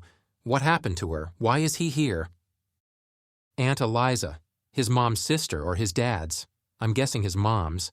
Maybe this woman in the photo passed away, or was killed in a car crash, and her sister took in the kid, and then locked him in the basement. The second photo is a mugshot of the boy.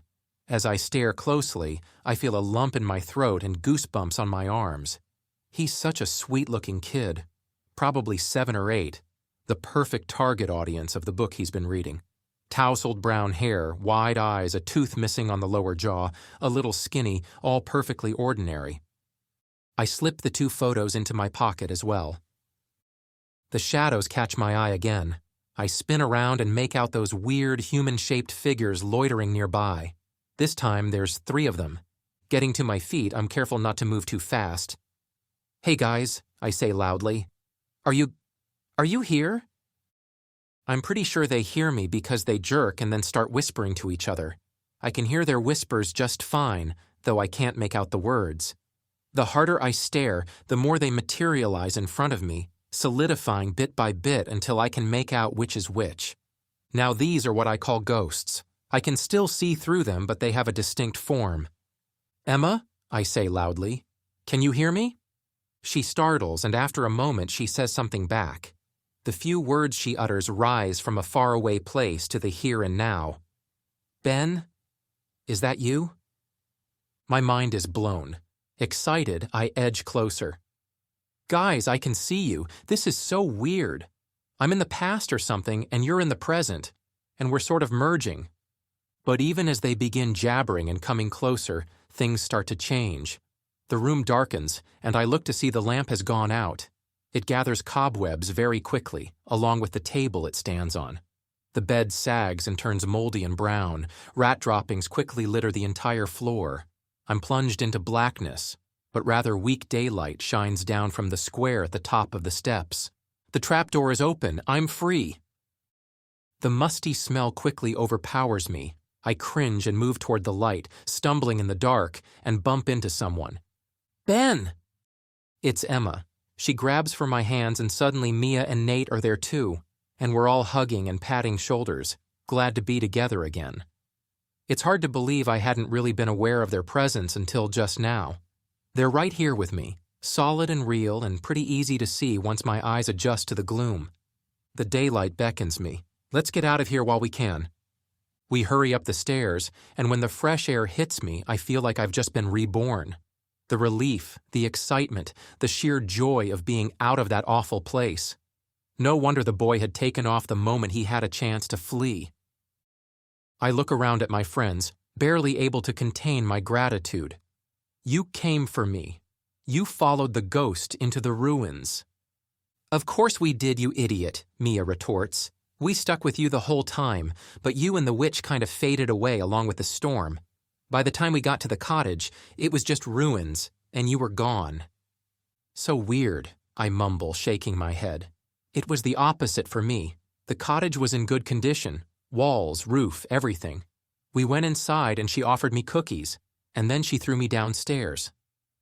I tell them everything, and their mouths drop open when they realize it was a reverse of earlier events where we'd seen the boy. "That was you?" Nate exclaims. He screws up his face and pinches his nose. Wait, that doesn't make sense." I remember the clues in my pocket. I'll tell you something else. I picked up a book and a couple of photos. Look. Enjoying their incredulous expressions, I take my time reaching for the items I'd lifted from the basement. Well, the book is kind of interesting, but not much of a clue. The photos, though, might be really useful. "Ready?" I tease, slowly pulling the book from my pocket. "Get a load of this." The book comes out and promptly falls apart in my grasp, the moldy covers flaking off and the damp, curled pages loosening from the spine. I suck in my breath and throw it down, appalled at the sight of rat droppings as well. In a panic, I turn my pocket inside out and shake it violently, and all kinds of nastiness fall out. A curled-up spider, bits of fungus, a slimy slug, and a couple of utterly useless photos that are blank and shriveled after 30 or 40 years of sitting in a dank basement. "Gross!" I yell, bending to wipe my hands on the grass. Nate can't help laughing at me. Guys, Mia says rather crossly, when you've finished being dramatic, we should probably get out of here. If we don't head home now, we'll all be late, and then we'll really understand what being dead is all about. Chapter 12. The Unsettling Truth. It's strange to head home after a day like this. I can think of a few choice words to describe our adventures. Incredible, exhilarating, terrifying, and exhausting to name but a few. So what's our next move? Right now, the girls will go home, and I'll head to Nate's as planned. After dinner, maybe we'll get back together for an hour or two and do some good, honest research on the internet. It's an uneventful walk through the woods and out to the road. The Old Hermit is nowhere to be seen. Nate retrieves his trash can lid. Then we make the short trek to where we've left our bicycles chained to an iron fence. See you in a bit? Emma asks before she rides off. She's looking at me when she asks this, but it's Nate who answers. Sure, I'll check with my dad, but it should be okay. Aim for 7 at my house. That'll give us 2 hours after dinner. 9 is Emma's curfew, but we all live within a few minutes of each other in the Cold Falls subdivision. It's a pretty safe neighborhood despite the fact that Darkhill is full of sinister, supernatural goings-on. Or maybe because of that. Seems like people pull together against a common enemy, in this case a legion of dark spirits, that makes the town a uniquely interesting place to live. We part with the girls as soon as we pass the Cold Falls entrance sign, and I follow Nate to his house. I'm thoughtful the whole way, but it's not until we arrive and stand our bicycles against the chain-link fence that I mention my ideas. I think we should search for Darkhill Ghost in Woods and Missing Boy or something like that. We've never actually searched for a missing boy because we didn't know there was one. Maybe we'll find something. You do that, Nate says as he pushes open the front door. I'll ask my... He gets no further because a volley of barks sounds from the living room. A second later, a German shepherd leaps out of nowhere and nearly bowls him over. Whoa, easy, Nate laughs. Down, killer. The dog's name is actually Kipper, but Nate has always found it a bit fishy and calls him Killer instead. Is that you, Nate? His mom says from the kitchen. Good timing. Nate's dad is in there too, and he pops his head into the hallway to mock scold us. 5 minutes late. I was about to throw a wobbly. Don't get out of your pram, Dad, Nate says with a grin. His dad seems pretty cool about it and returns another weird phrase. Seriously, another 5 minutes and I'd have been in a right strop. As we're washing our hands at the sink in the downstairs bathroom, I ask Nate what the heck all that was about. It's just a thing, he not quite explains. We've been watching British shows lately, and they come up with all these weird sayings. We've been looking them up and using them. Being in a strop. Getting out of your pram, throwing a wobbly. Those all mean having a temper tantrum. Oh, and knickers in a twist. We eat some fantastic spaghetti bolognese and garlic bread. I managed to get sauce all down my shirt, which would annoy me if my clothes weren't already dirty from the woods and a grimy basement. Nate's parents grill us a little about where we've been, and he artfully dodges the questions with misdirection and somehow turns the focus back on them. He's clever like that.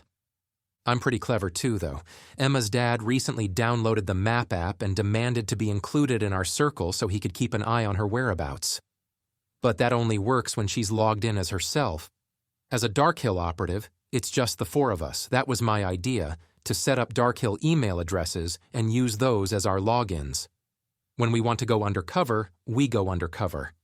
I can't tell you how many times our parents have complained that the app isn't worth a flip. We pass by the woods, too, Nate chips in. According to him, our afternoon has been spent in the park, with a visit to the woods on the way back as an afterthought. You know, over on Dyer Lane? Direwood, his dad mumbles as he shoves another forkful of spaghetti in his mouth. That place is haunted. Nate scoffs. Yeah, the ghostly woman, we know. I heard there was a boy, too? I'm pretty impressed by his smooth interrogation. His mom frowns. A boy? I don't think so. Just a woman. When did she die? I ask, wishing I could fib like Nate. I always feel like my face is lighting up bright red. What do you know about her? Nate's mom shrugs. Early 80s, I think. She was that old? What? Oh no, I mean she died in the early 1980s. She lived in a cottage that was crushed by a tree one night, died in her bed. So no kids? Nate's dad has stopped eating and is staring at us. Actually, there was a kid, supposedly. Some say it's a made-up story, though. Look on the internet. Search for... He stares at the ceiling for a few seconds. I think his name was Pendleton. Nate freezes. It's me who breaks our silence. Is that his first name or last? Last. First name is, Oh man, I can't remember. Just look him up. He was in and out of foster homes for years. Old Mrs. Davis had him for a while. I don't know who that is, but Nate excitedly fills me in once we've finished dinner and raced upstairs to his room. He pushes the door shut and turns to me with wide eyes. Mrs. Davis is a friend of my gran. I know she fostered kids back in the day, but man, can you believe that? I could go and talk to her and find out everything we need to know. Not until tomorrow, though. He sighs. Right, so let's get on the computer. It's already nearly 7 and the girls turn up a little ahead of schedule. Nate has forgotten to ask his parents about their visit, and he spends a few minutes downstairs in the kitchen telling them we're all studying for school. I think I hear the words, special project due on Monday, floating down the hallway. Anyway, he returns shortly after looking a little red-faced, with Emma and Mia trailing up the stairs behind him. Okay, let's get to work, he says without preamble when we're all safely in his room. We only have a couple of hours. Emma looks amused.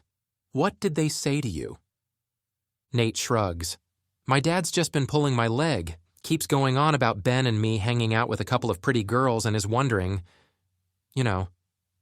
Wondering what? Mia asks with a steely look. But Emma laughs and nudges her. You know what? Our parents question us the same way. Who are those boys you keep going off with? Why can't you hang out with those nice girls at school instead? Yeah, right. Mia starts poking around Nate's room, and her lip turns up at the sight of socks and boxer shorts strewn around the laundry basket in his open closet. Nate doesn't care, but it would embarrass the heck out of me. Pendleton, he murmurs as he types into the search engine on his desktop computer. Let's try Pendleton Ghost Direwood and see what we get. The results are unimpressive. One link is useful, though. It's an article listed in the historic records of a website belonging to a news team in the next town. Typical. Our own news teams would never bother dredging up anything remotely weird. Gary Pendleton, Mia reads over his shoulder, age 15, disappeared Friday evening from his foster home on Cranbrook Lane. Anyone with knowledge of his whereabouts should contact the local authorities at once. Gary, whose mother Alice passed away when he was 6, had been in the care of her sister Eliza until a storm took her life a year later, on June 8, 1986. Gary was found imprisoned in his aunt's basement, where he'd been for 3 weeks surviving on canned food and snacks. She pauses, and we all take a moment to let that staggering news sink in. Relief floods through me. So he was rescued, I croak. That's why we found no bones, but where is he now? There's only one more sentence in the article, which Mia reads out. Since then, he's been in foster care and undergoing psychiatric treatment. I'll bet, Emma gasps. Oh, that poor boy. I do some quick calculations. The tree fell on the cottage on June 8, 1986. He was 7 then. That makes him 40-something today. The picture fascinates me. He's exactly as I recalled from the small instant photo I'd picked up, proving that the whole incident isn't a figment of my imagination. There's absolutely no other mention of Gary anywhere else. You'd think a boy imprisoned in a basement by an evil aunt would make national headlines, Nate complains. Or at least be in the news for months in our own town. One measly article, that's all. Not quite true, Mia corrects him. Remember, no internet back in 1986. Who knows what the newspapers said then? They could have been all over it. This article was uploaded at least 10 or 15 years later. Look, it's in the historic records section. Uploaded September 2002, Emma confirms, pointing to a timestamp. So it's a newsworthy piece and just about all we have to go on. Gary Pendleton, I muse, 7 years old and locked in a basement for 3 weeks before the rescue crews found him. That's horrible. Luckily, he had a bathroom with running water, and some cans of food and snacks. No wonder he was undergoing psychiatric treatment. Emma turns away from the computer. Maybe he's a patient now somewhere? Like at a hospital? Nate slowly stands up from the computer desk. He has a wild look in his eyes. No, I'll tell you where he is. The same thought occurs to me right before he says it, and I inadvertently steal his thunder and blurt it out. He's the old hermit living in Direwood. I try to ignore Nate's furious glare and focus instead on the gasps of amazement from the two girls and the shared realization that we've been missing the obvious the whole time. It's not like I deliberately stepped into the spotlight to revel in the glory of an astounding revelation. I'd literally just blurted it out. The hermit, Mia whispers. He's the boy, but he's so old. Suddenly, we all have an urge to go back to the woods and look for him. If he's really Gary Pendleton, then he's not so much a crazy old coot as a poor lost soul. I knew there was something weird about that old man, Nate says, still sounding a little irked. Why else would someone live in Direwood? He's not as old as we all thought, Emma mutters. The baldness and gray hair. I guess he just hasn't aged well. Plus, all that dirt on his face. He can certainly get around, though. Oh my goodness. Now I feel sorry for him. Well, don't, Mia says. He came running after us with a knife, remember? But then she frowns. Or did he? I mean, he did, but maybe to warn us off. I snap my fingers. I bet you're right. And where is he now? He came looking for us, tracked us all the way to the cottage, and then what? We heard him tearing through the trees, maybe chased by that ghost. We have to find him, Emma says firmly. She glances out the window. It's already dark, though. We'd never get there, find him, and be back before 9. I'm already considering the possibilities. Emma's curfew is 9, but mine is more like 10 on a weekend. Nate's too, I think. Not sure about Mia. But anyway, there's time for 2 or 3 of us to go searching. But do we want to, entering the haunted woods in the dark? I shudder. Nope. Besides, it's surely not the first time the hermit has bumped into his ghostly aunt. He'll be fine until the morning. Tomorrow then, I vow. Chapter 13. Return to Direwood. It's just after 10 on a Saturday morning. We have all day to find the hermit. Our mission is partly to make sure the ghost hasn't nabbed him again, but mainly to satisfy our curiosity that he really is Gary Pendleton. Maybe we can get him to talk and spill the beans about what happened that night. The 4 of us ride to Direwood and chain our bicycles to the same fence as before. Then we head into the woods. We're bold and noisy this time. We want the old hermit to confront us. It'll save us the bother of finding him. So Nate and I pick up some sticks and thrash at the bushes, while Emma and Mia call out for him. Gary! They yell. Mr. Pendleton! Nobody comes running. I'm not sure if I'm disappointed or relieved. What if we have it wrong and he's not the boy? Or what if he's the boy but has lost his marbles over the years and truly is the dangerous homicidal maniac we always thought he was? It quickly becomes apparent the hermit is nowhere nearby. We gather together to decide our next move. Split up? Mia suggests. I can see Nate isn't keen on that idea, but he says nothing. We should probably stick to pairs at least, Emma says. She looks at Mia. How about you and Nate go that way, and Ben and I will try over there? With a roll of her eyes and a weird little smirk, Mia jerks her head at Nate to indicate they should get going. Keep your app on, she says over her shoulder, and your ringer turned up. Obviously, Emma calls after her, Nate, don't run away if you spot something scary.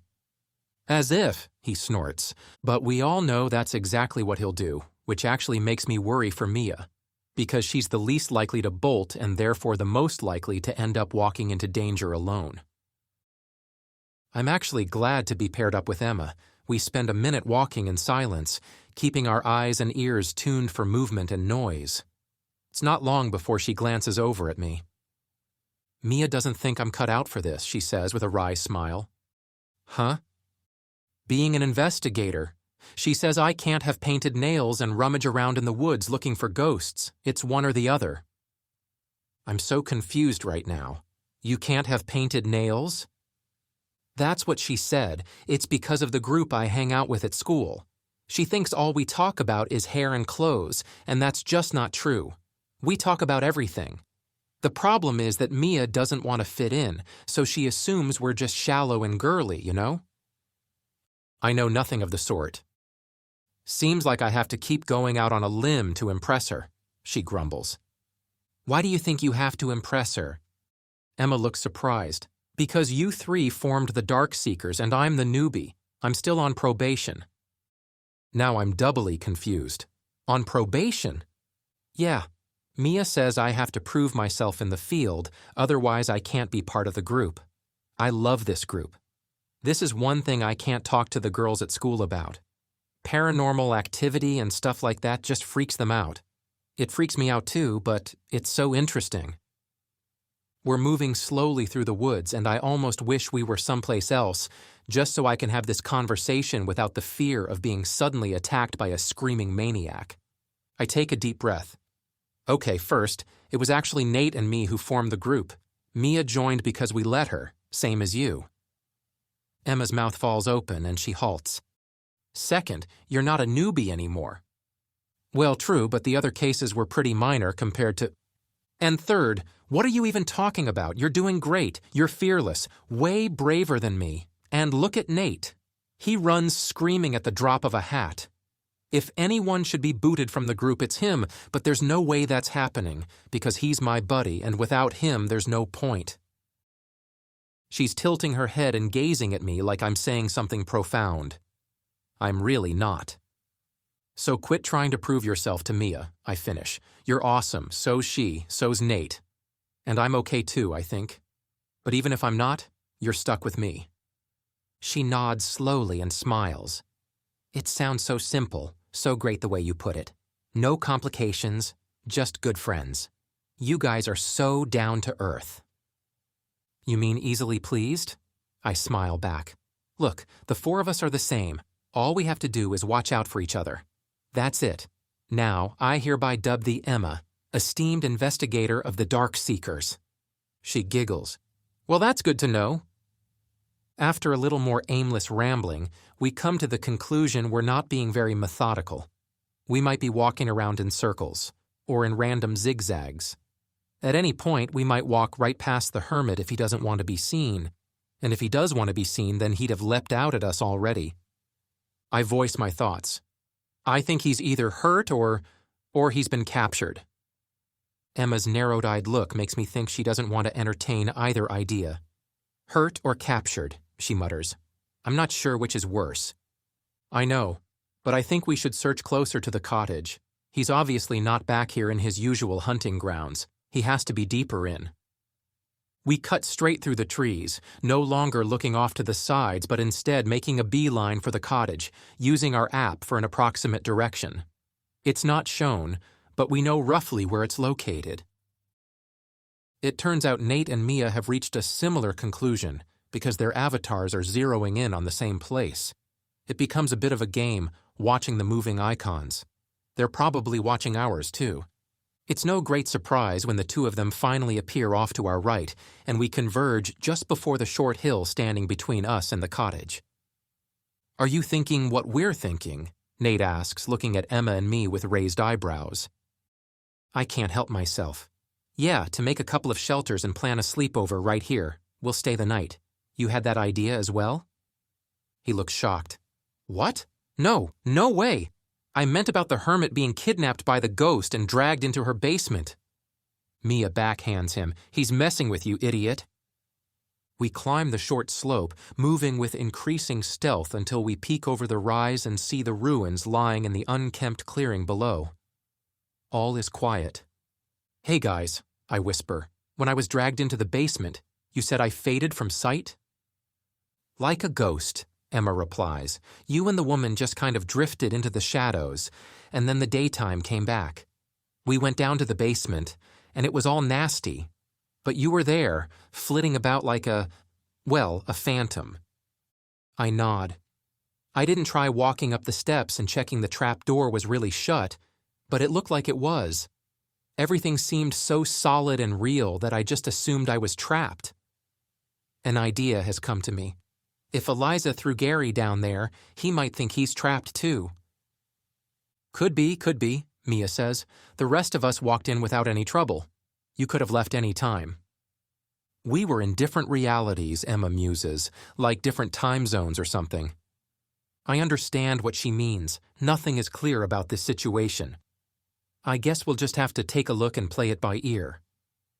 We start down the hill. The cottage remains a derelict ruin, silent and dead, overgrown with weeds and ivy. It stays that way while we climb over the lowest section of wall and step inside, if you can call an open-to-the-sky living room inside. What if the woman dragged him down there, I whisper, but now that she has him back, the hauntings are over. Maybe he's stuck in the ghost realm forever. That's a horrible thought, at least for poor Gary Pendleton. I lead the way to the trapdoor and peer down the steps into darkness. Hello? I call, breaking the silence and making my friends jump. No reply. Hello? I yell. Anyone down there? Nothing. Mia sighs. Well, let's take a look and... She trails off because we all notice it at the same time, the slow, steady, ominous darkening of the Saturday morning sky. We look up to find dark clouds scudding in, and the clear blue turning purple, then black. Stars wink into existence, and a partial moon shines brightly.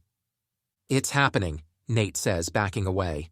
Mia grabs his arm. Stay put, she hisses. Semi-transparent leaves swirl all around us. Ghostly images of trees bend and twist.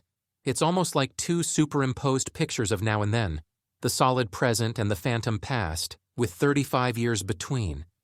Tall, mature trees stand still, but their smaller, younger versions sway in the silent gale. Not long after, we hear the whistling wind, and the walls of the cottage start to solidify as the past quickly catches up. Chapter 14. The Dark Past. Before we know it, we're standing in a neat, cozy cottage with the scent of cookies wafting over us. We huddle together, then, seeing the woman through the doorway of the kitchen, I usher the others toward a narrow door. It's a shoe closet. We slip inside and shut it behind us, leaving a gap to peer out. Nate is breathing a bit too hard, and I nudge him to shut him up. Emma is trembling, and even Mia seems tense. As for me, I'm terrified of being caught, of being thrown downstairs, and of being stuck in 1986 forever. I don't want to become part of the ruins or part of the ghostly legend surrounding Direwood. The woman, Aunt Eliza, emerges from the kitchen walking briskly and brushing her hands off. She's wearing the same dark red gown over a white nightdress, but her feet are bare. She glances toward a window when the glass rattles in the frame. The storm buffets the cottage, and we hear the scrape of a branch on a wall somewhere. Goodness, Eliza mutters. She goes straight to the trap door, unbolts it, and lifts it open. Bending at the knees, she calls down the stairs. Gary, come on up. I've made cookies. After a pause, a small voice floats up out of the darkness. Cookies? Sighing, she straightens up and puts her hands on her hips. Yes, cookies, just like you begged for. Come on up and get some before I change my mind. She stands back as 7-year-old Gary climbs the steps. The boy pops into view like a jack-in-the-box, and Eliza starts towards the kitchen. Come on, scaredy cat. We'll sit together until the storm passes, and then you can go back down. Don't say I never do anything for you. Gary hasn't moved. He stands there in his pajamas with a mop of curly hair and big wide eyes. While she heads for the kitchen, his gaze flicks toward the sturdy front door. Then he makes a dash for it. He's fast. His feet barely make a sound across the hardwood floor, and it's only when he wrenches the handle down and pulls the door wide open that his Aunt Eliza spins around. But he's already outside, vanishing into the night as the wind roars. With a screech, Eliza goes after him. She pauses only to stick her feet into a pair of boots, then hurtles out the door and slams it shut after her. The four of us remain huddled in the closet. How long does it take for her to bring him back? Emma whispers. None of us can accurately answer that, but it occurs to me I've already played out the forthcoming scene. When she grabbed me yesterday in the woods and dragged me back here, that might have been the same as what actually happened, and if so, he didn't get very far. So they could be back any moment, Mia mutters.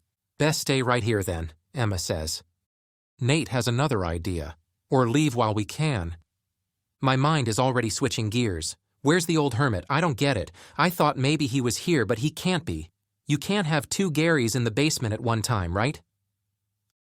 I can't resist slipping out of the closet and hurrying to the sturdy front door.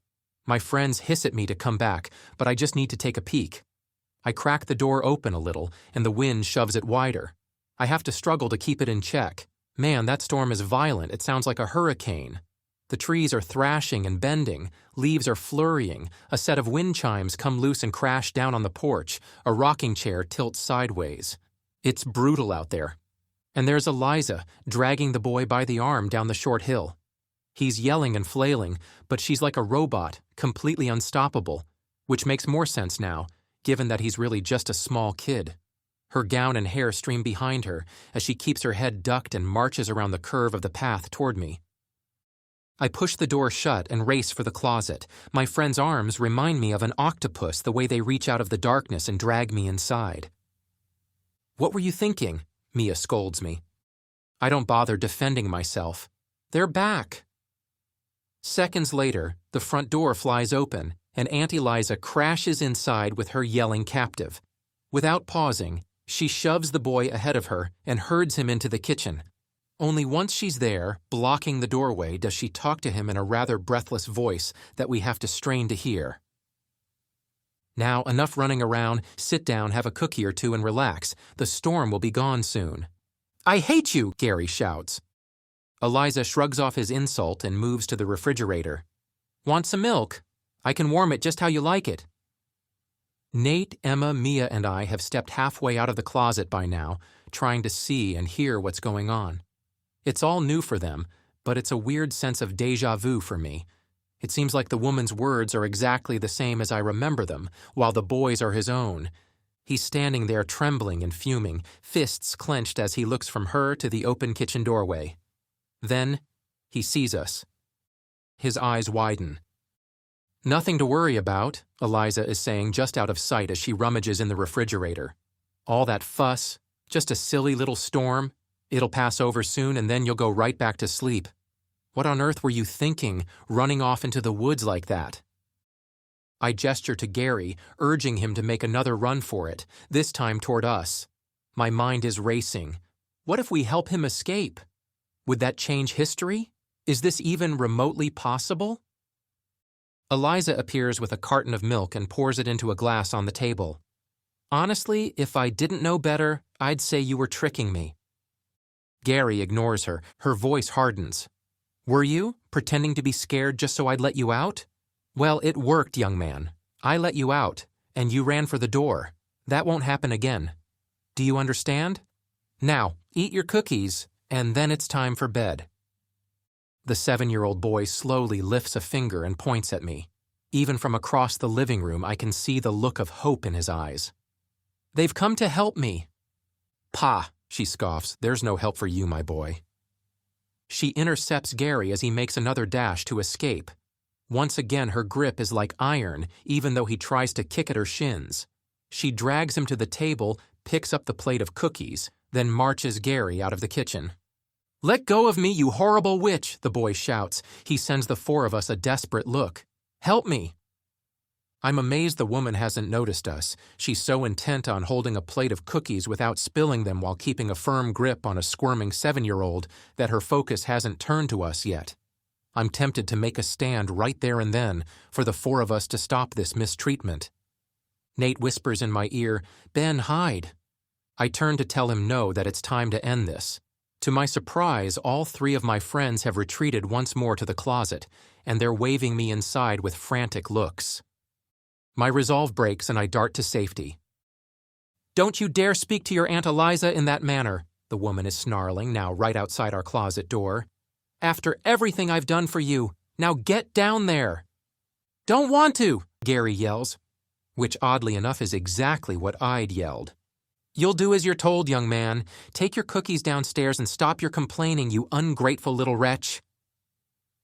A dull thud and rattle suggest the plate has just been tossed aside. The cry of rage that follows, and the clatter and yelps right after. tells me the woman has thrown Gary down the steps. The trapdoor slams shut, and the bolt thunks into place.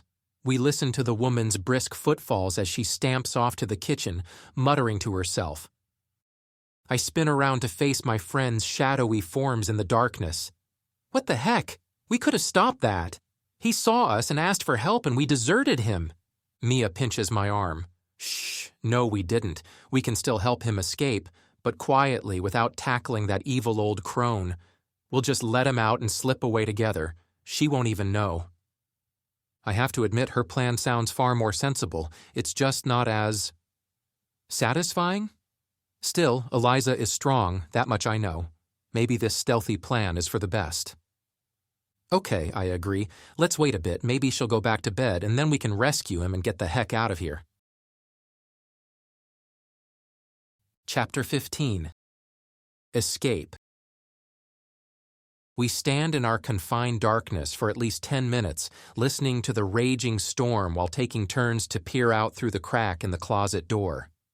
Eliza picks up the cookies, studies them a moment as if contemplating saving them, then sighs and throws the whole batch in the trash.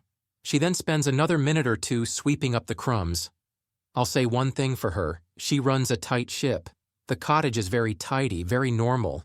It's hard to believe she keeps her nephew locked in a basement. She walks right by our hiding place and takes off her boots. We're lucky she stows them by the door and not in with the coats. There's a nail-biting moment where I swear she glances our way as if sensing she has intruders. But then she moves on past, turns off a few lights, and heads for what I assume is her bedroom. When the door closes softly, the four of us sigh and wait a little longer before emerging. The cottage is dim now, not absolutely black because there are a few nightlights dotted about the place, but definitely dark enough for us to creep about like the intruders we are. The lights flicker from time to time. Somewhere out there, the storm is playing havoc with the power lines, despite the fact that this place has buried cables. The trapdoor is right there. It can't get any easier. I'm glad my friend stopped me from tackling the strong woman earlier. This new plan is much simpler and less risky. Silently, Nate bends to slide the bolt back. Together, Emma and Mia lift the trapdoor. I quickly descend the steps. Hey, I whisper down to the boy, only I don't see him right away. He's not on the bed and the bathroom door is open. Finally, I spot him, huddled on the floor in a corner, hands over his ears. Hey, come on, time to go. I have to say, the storm sounds pretty creepy and weird down here. It's a deep moaning noise, like a giant in terrible pain, and I can see why it freaks him out. His eyes are shut tight and he hasn't heard me. I hurry over to him and nudge his foot with mine. Hey, I whisper harshly. He jerks upright, sees me, and scrambles to the side away from me. I'm puzzled by his reaction, and it takes me a moment to repeat myself. When I do, he looks completely startled and bewildered, like he's never laid eyes on me before. Who are you? He asks. Doesn't matter, come on, we have to go. Where? Away from here, I gesture wildly. Look, Gary, if you want out of here, now's your chance. Move it, before your aunt hears us. I can almost hear his brain ticking. Abruptly, he jumps to his feet and nods. I lead the way up the stairs. He follows closely, and when we emerge into the living room, Mia puts a finger to her lips. The boy gets it and nods again. Closing the trapdoor and bolting it makes sense. If Eliza happens to get up in the next few minutes, she won't know Gary has escaped. Ready? Nate asks as we approach the front door. When we all nod, he twists the handle and pulls the door wide open to the powerful storm. Flickers of lightning and spots of rain greet us as we head outside onto the porch. We wait for Nate to quietly shut the door, and then we're off, shielding our faces against the wind as we hurry around the side of the cottage to the hill. Gary sticks close to us, clearly scared. I bring up the rear for no other reason than I'm slower than the others. I can't believe we're doing this. We're rescuing a boy from a basement and… what? Changing history? How? I have no clue how this is happening, only that it is. Any moment now, the storm will fade, the sky will lighten, and we'll be back in the present. But with the kid? That doesn't make sense. We can't bring him into the present. What about Gary Pendleton, the adult? Where's he right now? I can't get my head around it, so I give up trying. The five of us climb the hill and escape into the woods. And then Gary vanishes. Whoa! I cry out. Hey guys, stop! Emma, Mia, and Nate slow and twist around. A second later, they start casting their gazes about. Where's Gary? Emma asks over the gale. I shrug. Exactly. He's gone. Nate looks indignant. He ran off? No, he just vanished. 1 minute he was here, the next he wasn't. It's like he popped out of existence during a flicker of lightning. But why? Nate yells. It worries me that the storm hasn't abated. We're still in 1986. We shelter behind a thick trunk to decide on our next move. Thing is, I muse loudly, it doesn't make sense for him to come with us through the woods. Maybe we've done what we need to do already. Maybe he's out of the basement and all is good. Or maybe he's on a rubber band and has just snapped back to where he started, Mia says. What if we can't change anything? This is just a vision of the past, right? So we may think we're changing things, but we're really not. But he saw us, Nate argues. He spoke to us. He came with us. Something bothers me, though. When I went down to the basement, he acted like he'd never seen me before, or like he'd forgotten we existed. Emma nods. This whole thing, the storm, everything, is on a loop, playing the same scene over and over. Sometimes we can nudge it this way and that, but it always bounces back to how it was before.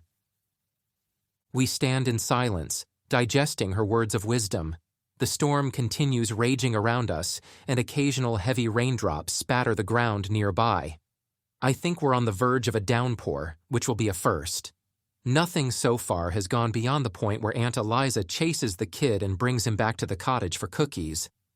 Throwing him in the basement has, until now, been the most recent playback, and I've seen it a few times. Now we're into the bonus extras. It's Mia who says it. We have to go back for him. Are you nuts? Nate predictably cries. I hold up my hand to stave off his full round of protests. No, she's right. We need to know. Emma sucks in a breath and nods. Let's go. So, with Nate grumbling over the wind, we head back down the hill and sneak around the cottage. But now a new threat looms over us, literally. The storm is vicious, and it's all we can do to stand upright as gales buffet us. A giant of a tree is groaning and tilting, and I'm certain that's the one that will fall any moment now. We must be crazy. Even though the tree came down decades ago, I feel like it can still kill us along with the woman if it topples in the next few minutes. How would that work? What kind of twisted reality would allow time to get so convoluted that we died 35 years ago and never existed in the first place? It's just a vision, I tell myself. Breathless from our wind beating, we arrive at the front door. Mia turns the handle. Naturally, it's unlocked, because we left it that way. Although maybe it's never locked anyway. Quickly, we slip inside and close the door. It's a relief to be out of the storm, but now we risk facing Aunt Eliza if she hears us. The trap door is still shut tight. Nate quietly slides the bolt back and lifts the panel upright. Once more, I head downstairs. Gary is right there on the floor in the corner, eyes closed, hands over ears. He jerks in alarm when he sees me. Who are you? His face lights up. Are you here to rescue me? I sigh and nod. Yeah, better hurry, a tree's about to come down. My friends are wide-eyed when I emerge from the basement accompanied by the excited 7-year-old. Nate closes the trap door and bolts it, and we head out the door again. A terrible groaning comes from the massive tree looming over the cottage.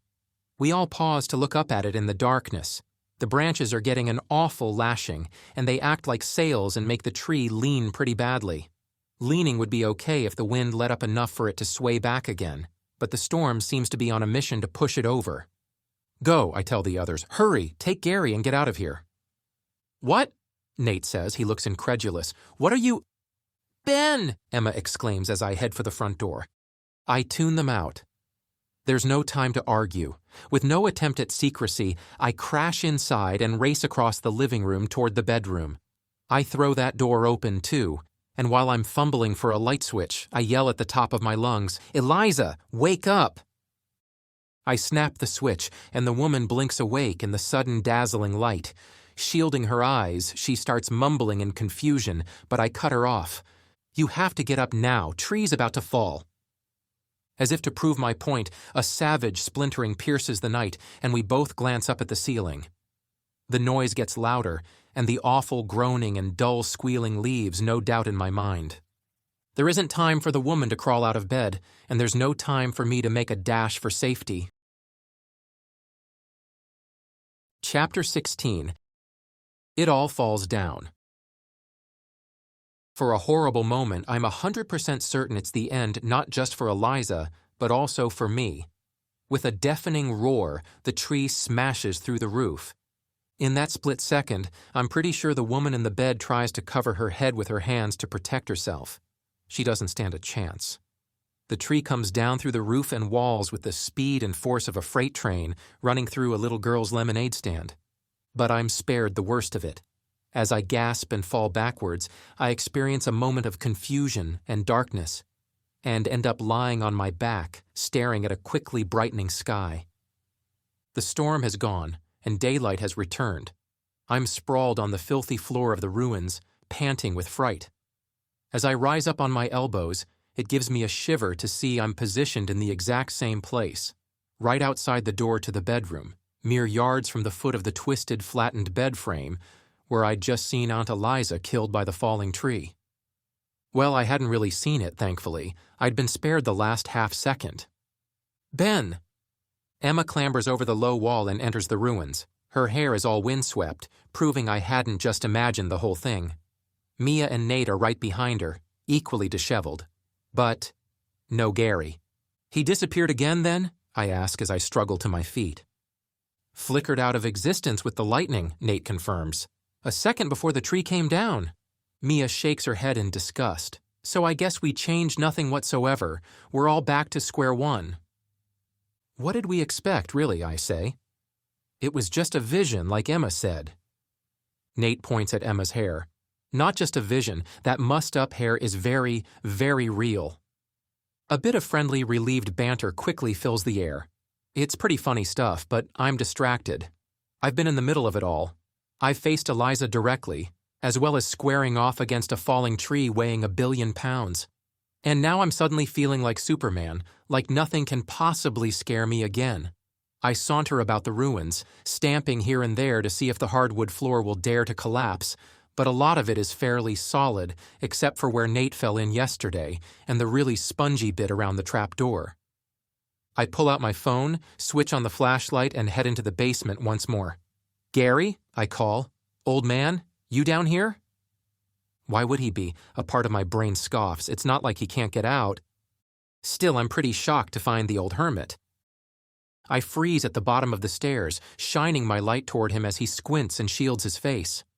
He's sitting in the corner where the younger Gary had huddled, and I swear, before my light had blinded him, I think he might have had his hands over his ears, just like the kid version of him 35 years ago. "Are you okay?" I ask, trying to keep my light from shaking. Multiple feet stamp down the stairs behind me. "Benjamin?" Mia calls. "Here," I say over my shoulder. "With with Gary." Emma gasps, and there's a fraction of a pause, but then the three of them hurry down even faster. I don't take my eyes off the old man. He's not that old, I have to remind myself. He's about 42, but he sure looks like a grandpa. He peers through his fingers at us, then slowly drops his hands. His eyes gleam from under that weathered skin and layers of grime. Though the front and top of his head is bald, the gray tufts sticking out the sides are almost comical. "What's he doing here?" Emma whispers to me. I shrug. "Ask him, not me." I address the man directly. "What are you doing down here, Gary?" Mr. Pendleton, sir?" "It ain't no use running no more," he grumbles, shaking his head. "Got careless coming after you earlier. Wandered too close to this place again. She saw me, remembered who I was, and came after me." It's strange hearing him talk. It turns out he has a lot more to offer than just yells and roars. "And she caught you?" I ask. He shakes his head again. "Nah, but she's gonna catch someone one of these days. One of you kids or some other kid, matter of time." I swallow. And then what? What happens if she catches someone? She caught me, but I just walked right out when the daylight came back. Gary Pendleton doesn't answer directly. He stares at the floor for a moment, and when he speaks again, we have to strain to hear him. I didn't do nothing wrong. I wasn't a bad kid. She had no right locking me down here. We know that, Emma says softly. No kid should be locked in a basement even if they have been bad. It feels like our roles are reversed, a 12-year-old reassuring an adult that he hasn't been naughty. Aunt Eliza took me in when my ma died, Gary goes on, his eyebrows drawn up in the center. It was all right at first, but things got ugly fast. She said I ran about too much, knocking things over, making a mess. I broke her favorite vase once, poked a hole in an oil painting, ruined an expensive dress, kept leaving the door open and letting the heat out, or the cold in, one of the two. Ran around in the woods and brought mud home. Got poison ivy a few times and gave it to her. He's way more talkative than I imagined. He crackles and croaks like his voice box isn't used much, but he's not the rambling, uneducated, crazy man I've come to expect. She didn't like me using her only spare room as a bedroom, he says as the four of us edge closer. So one day, when I spilled a neat pile of books, she flipped out. Dragged my little bed through the house and shoved it into the basement, just tipped it on its side and let it slide down the steps. Made a horrible noise. Set it up and told me I was staying down here for the night. That must have been awful, Mia says. It was. Gary rubs his face and looks around the dismal basement. Didn't let me out the next morning, fed me meals, but told me I had to stay out of her way. I spent a second night and a third. She kept calling down and saying, "See, it's not so bad, is it? Like I might come around and start enjoying it." But you didn't, Nate says in a grim voice. Gary shakes his head. Naw, hated it. I was down here a month before that storm came through. I actually thought it had been longer, like years. A month is bad enough, though. And then she was killed, Emma says softly. So I stayed down here another few weeks, Gary mumbles. Those were the worst. I thought I was never getting out. 7 weeks in a basement, I muse, and nearly half that time was with a...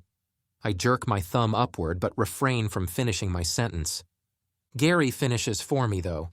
A dead woman upstairs? Yeah, and what I thought was no hope of rescue. Emma shudders and breaks the somber moment with a brighter, fresher tone. Let's get out of here. We can talk outside. No point sitting here in the dark. But the man shakes his head firmly and slouches back against the wall. You go. I have to stay. I know that now. We're so gobsmacked it takes a while for any of us to speak. What are you talking about? Mia demands. Of course you don't have to stay. Come on, let's go. He folds his arms. If I leave, she goes right back to haunting these woods and nabbing kids. Her ghost has to have someone down here, or she's unsettled. It has to be me. You can't stay here, Emma says, sounding appalled. Why not? It's no worse than out in the open. Yes, it is, Mia argues. It's moldy and nasty and smelly. But Gary Pendleton has made up his mind. He shakes his head again, gestures for us to go, and closes his eyes. Go home.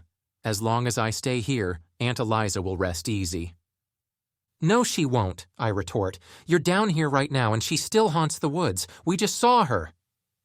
Nate nods furiously. Yeah, anyway, why would she rest easy knowing you're safely locked in her basement? That's sick.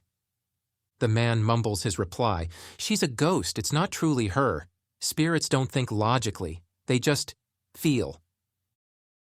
I have to say, this crazy old hermit is impressing me more and more. It's easy to forget he actually lived in homes once upon a time and attended school. He seems fairly well educated to me, though a bit rough around the edges. A shame he's going to waste the rest of his life hanging out in the ruins of a cottage to appease a disgruntled ghost. Why are you even here? I ask him. Why do you live in these woods? He shakes his head. Life on the outside don't agree with me. Emma takes a step closer like she wants to give him a hug or something, but she stops short. What made you run away from your last foster home? You were, 15? Didn't like being shouted at all the time, Gary mumbles. Didn't like being told to stay in my room. Locking me in was the last straw. Your foster parents reminded you of Aunt Eliza, Emma says softly. But where did you go? The streets. And that's all he says about that. I guess he means he was homeless. But after a while, he gestures vaguely. I heard years ago about Aunt Eliza haunting Direwood. Ignored the stories for as long as I could. Had a pretty good life drifting about, all things considered. Lots of friends. Got small jobs, stuck around a while, moved on. Did what I wanted, you know. Then I couldn't ignore the stories no more. Came back to see for myself. Figured out she wasn't just no harmless ghost. Nah, she was dangerous. After all these years and still bent on locking someone in her basement. Didn't matter who, just someone. So you made a home in the woods to warn people off, Mia says. All this time you've been protecting Darkhill from that horrible woman. I'll get my stuff after you're gone, Gary says, nodding to himself. It seems like he's done recalling the past. Yeah, I'll make this basement my new home. As long as someone's here most of the time, I think she'll calm down and lose interest. He seems to have made up his mind. I try one last time to change it. There must be a way to put her to rest. All ghosts can be put to rest, right? We just need to find a way to settle her. Gary slowly climbs to his feet and we back away. We already know how fast he can move, and I'm certain he can flay someone alive with his vicious knife if he suddenly flips. I don't expect him to do anything like that, but none of us can really be sure. Settle her how? He asks, sounding bitter. She ain't got no bones lying about undiscovered. Rescue crew took care of that when they found her dead. There ain't nothing here except the ghost of a bad woman who don't want no kids running about on her property. Now get out of here. Go on now.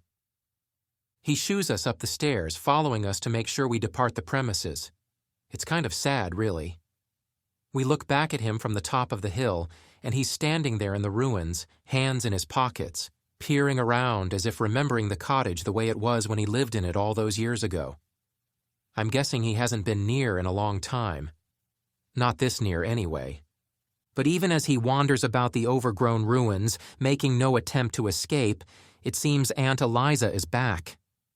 The sky slowly darkens, and our Saturday morning turns to night. It takes a moment for Gary to notice, but when he does, he takes his hands out of his pockets and jerks about as if an invisible someone is busy tapping him on the shoulder. "She's back," Nate says in a trembling voice. "Time to go, guys." "Is this just because Gary stepped out of the basement?" Emma demands, sounding indignant. "She just expects him to stay down there forever?" "Of course she does," Mia murmurs. "She's a ghost. No logic, no reasoning, just stuck in a rut. So, yeah, she expects Gary to stay put." It's dark by now, and the ferocious but eerily silent wind is blowing ghostly images of trees all around. Leaves swirl about, and suddenly Eliza appears among them. She stands there calmly while Gary cries out and stumbles backward. When he tries to leave the ruins by hurdling a wall, Aunt Eliza abruptly vanishes and reappears outside the external walls directly in front of him. He yells and collapses, shielding his face, and she slowly bends toward him with reaching hands. To our amazement, she clasps him by the arms, pinning them down, and lifts him off the ground. Like a jerky robot, with Gary held in front, she marches through the doorway, completely unfazed by the tangle of weeds and ivy and small bushes. She brings with her a miniature tornado of gale-force winds that envelop Gary as well.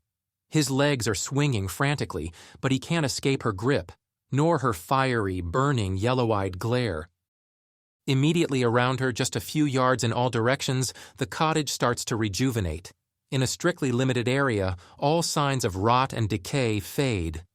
The floor becomes clean and sturdy, and suddenly the trapdoor is perfectly intact and standing upright. Eliza throws the struggling man down the basement stairs, then slams and bolts it. Chapter 17. The Half-Baked Plan. The four of us duck low and watch in horror. Aunt Eliza stands there over the trapdoor, unmoving except for her billowing hair and gown. Her presence sends out a slow ripple of rejuvenating power. Grime and weeds fade, rotten and rusty furniture springs back into life, a rug appears, and the nearest wall, the one surrounding the front door, seems to melt into existence. The door itself is wide open. The woman stomps over and pushes it shut. Abruptly, her hair and gown hang still. We're watching another replay. This time we can see right through the cottage roof because there is no roof, at least not yet. The floors are rapidly cleaning up, more furniture appearing, and the walls creeping higher. Pretty soon they'll block our view and the roof will start to reform. For now, though, we can see the woman with her broom as she sweeps up cookie crumbs and dumps them in the trash.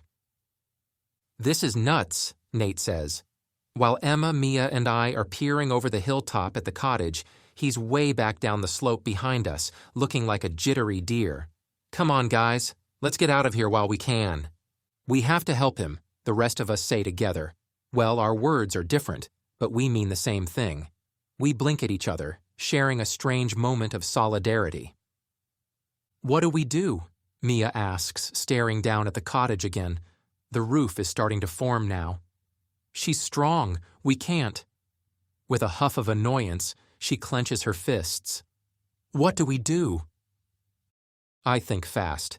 She's strong because, as far as she's concerned, she's got a hold of a small boy, a 7-year-old boy that she can easily handle. It doesn't matter that Gary is an adult. I guess that's where ghostly supernatural energy lends a hand.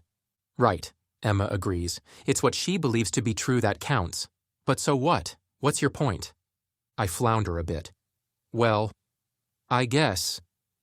Look, she's strong, and we can't change that. But there's only one of her. There are 4 of us. 3, Mia mutters, rolling her eyes. I like to think Nate won't let us down.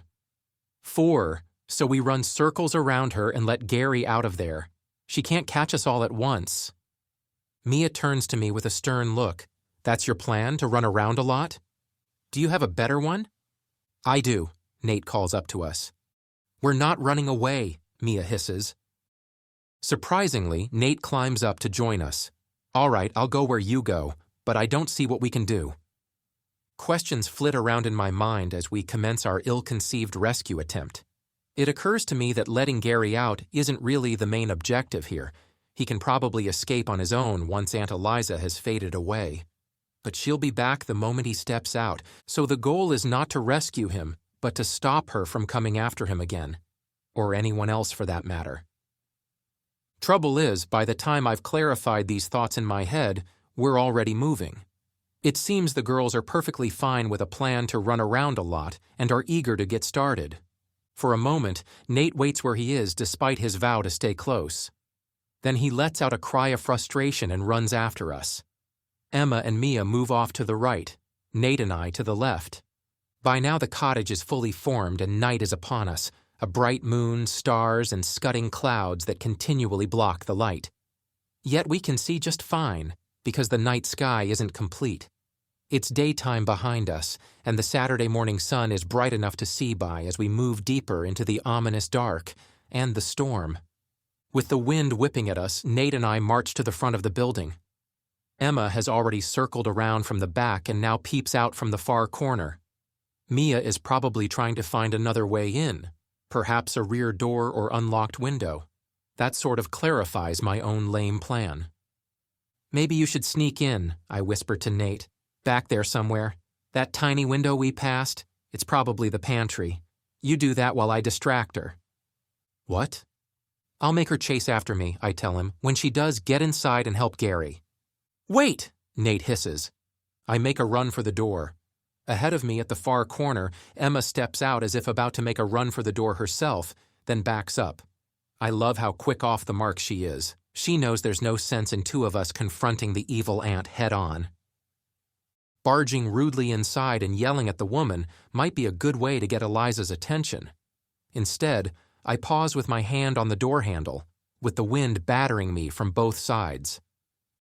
I knock. Tap, tap, tap. And then wait. Over at the corner, Emma's mouth is an O shape and she's making a what the heck gesture. She starts pointing. Run. I knock louder, a half-baked crazy idea bursting to get loose from my skull. Tap, tap, tap. 10 seconds later, the handle twists and the door opens to reveal the ghost woman. Yes, she gasps. Frankly, I'm amazed. Aunt Eliza's eyes have that eerie yellow glow, and she looks pale and drawn, like a dead person walking.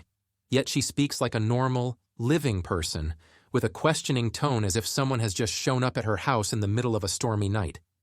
Get it together, Ben. You're out here all alone in this storm, I finally manage, and I just wanted to check on you. She looks mightily puzzled. Who are you, young man? I live not far from here, I say vaguely, gesturing off down her driveway, which apparently has restored itself quite nicely in the last few minutes. You shouldn't be out here in the woods in this kind of storm. They say it's going to take trees down. You have a pretty big tree right over your cottage. The yellow glow in her eyes fades a little more. Why, yes, I do, but I must say I'm astonished. You came all the way out here to warn me of that? The nearest house is 4 miles away. Did you get a ride? Where's your father? She leans out to look, and it's lucky the wind takes her breath away and makes her blink because it gives Emma a chance to nip out of sight around the corner. Is he here? I don't see a car. I stop listening. Mia has appeared behind her, sliding in through a window on the back side of the living room. She quickly darts behind the sofa and crouches there. Where's Nate? My dad stopped a bit farther back, I lie, my brain scrambling.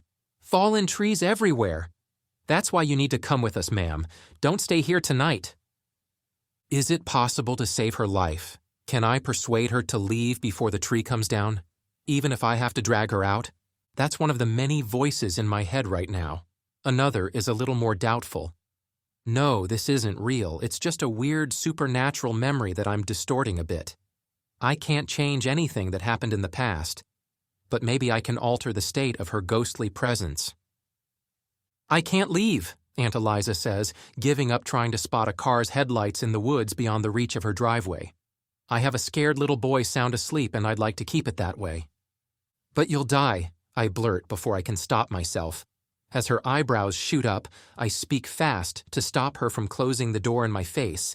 I mean, we heard on the TV that a tornado is coming through right here, and it's going to take this cottage up in the sky like on the Wizard of Oz. It's not safe. Please just... Seeing Mia hurrying across the living room behind her, making for the trap door, I stop myself just in time from asking the woman to, please just grab the boy and let's go. Instead, I reach for her hand. Come out and see for yourself. Look at this. I tug on her. Her hand feels weird, cold and dead and oddly stiff. She's hard to drag anywhere, strangely resistant even though I pull pretty hard. But to my surprise, she yields. I can't believe I'm holding hands with a long-dead woman, or rather a ghost.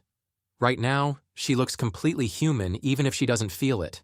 As she steps outside and the wind snatches at her hair and gown, she starts to resemble the phantom we've all come to recognize. Still, her eyes lack that nasty yellow glare. She's about as normal as I can expect from a person who died 35 years ago. I make sure to pull her well away from the open doorway so we can no longer see Mia bending to lift the trap door. Meanwhile, Emma is peering around the far corner of the building with an astonished expression. Look! I shout over the wind, pointing up at the groaning tree looming over her cottage. It's doing that thing again, creaking and bending and somehow not swaying back into place the way it should. I don't think it's going to last. It's going to come crashing down on your roof, right through your bedroom. She doesn't question how I know where her bedroom is. Instead, she stares up at the tree with an expression of wonder and fear, and for a moment, I'm certain I've actually gotten through to her. And it makes me sad. She'll die no matter what happens here. She's already dead. I feel like I'm making it worse for her by showing her how she'll die before it actually happens. Then she tugs her hand out of mine and shakes her head. Go home, she yells over the howling wind. Thank you. I'll take it from here. Get to safety. She turns away and I suddenly fear she'll walk straight into an escaping Mia and Gary. That'll ruin everything. I feel like I need to keep her outside until after the tree comes down. Wait, I shout, lunging at her. But Aunt Eliza yanks her hand free and gives me a shove. She's more human now than ever, and I can see the gratitude in her eyes. That someone would go to the trouble of coming out here into these dark woods to warn her. Yet there's determination too, and she backs away from me and hurries toward her open front door. There she freezes on the threshold, looking inside with obvious amazement. And when she turns to me again, her eyes are ablaze with yellow fire. Chapter 18. The Tree. "Go, go!" Mia yells from inside the cottage. Aunt Eliza turns her glare back to the doorway and takes a step forward. That's when I start my own frantic shouting and make a run at her. "Leave them alone!" She ignores me, so she's already over the threshold when I launch myself onto her back, throwing my arms around her neck and clinging on as if I'm going for a piggyback ride. I might as well not have been there. The feeling of her cold, hard body gives me the heebie-jeebies. She's not bony, just like a slab of stone, and her neck, when I hook my arm under her chin, is like a concrete post. Even her long hair draped against my face reminds me of tough grass or maybe straw or, I don't know, just unnatural. She moves like a cyborg from a Terminator movie, relentless, unstoppable. Ghosts are supposed to be insubstantial and see-through. This thing is the exact opposite. Mia is already running for the open window on the far side of the living room. The old hermit is with her, but he looks a little frustrated, almost a cross between frightened and irritated. I get it. He doesn't want to be rescued. He's trying to do the right thing, to prevent the ghost from showing up like this and haunting the woods. But we have to do something. While I'm hanging on around Eliza's neck and my feet are dangling and swinging, Emma comes flying in beside me. She grabs an umbrella from beneath the coat stand by the door and attacks the woman with it, whacking her across the arms. Aunt Eliza notices after a while and pauses to stare at her. By this time, Mia's convinced Gary to clamber out through the rear window, and she's about to follow him when a terrible creaking and cracking fills the air. We all freeze, even the woman. "The tree!" Nate cries from behind me. I'm pretty certain it can't hurt the four of us or even the older Gary Pendleton if he were still in the cottage. Honestly, I'm not even sure it can hurt this version of Aunt Eliza. She's supposed to die in her bed. These thoughts rush through my head as the massive tree snaps and splinters and comes crashing down through the roof. I throw myself off the woman's shoulders and end up cowering on the floor with Emma as branches pummel us from all around. Or at least it seems like they do. I can see it all clearly. The destruction, the broken wooden limbs and thick twigs showering us, the walls tumbling down, the roof collapsing, the dust, the mayhem. Yet I can't feel a thing.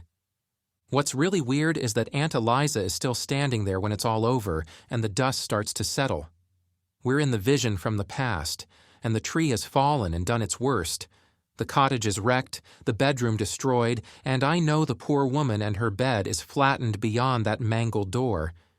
Yet, she's standing here with us now, eyeballing the mess.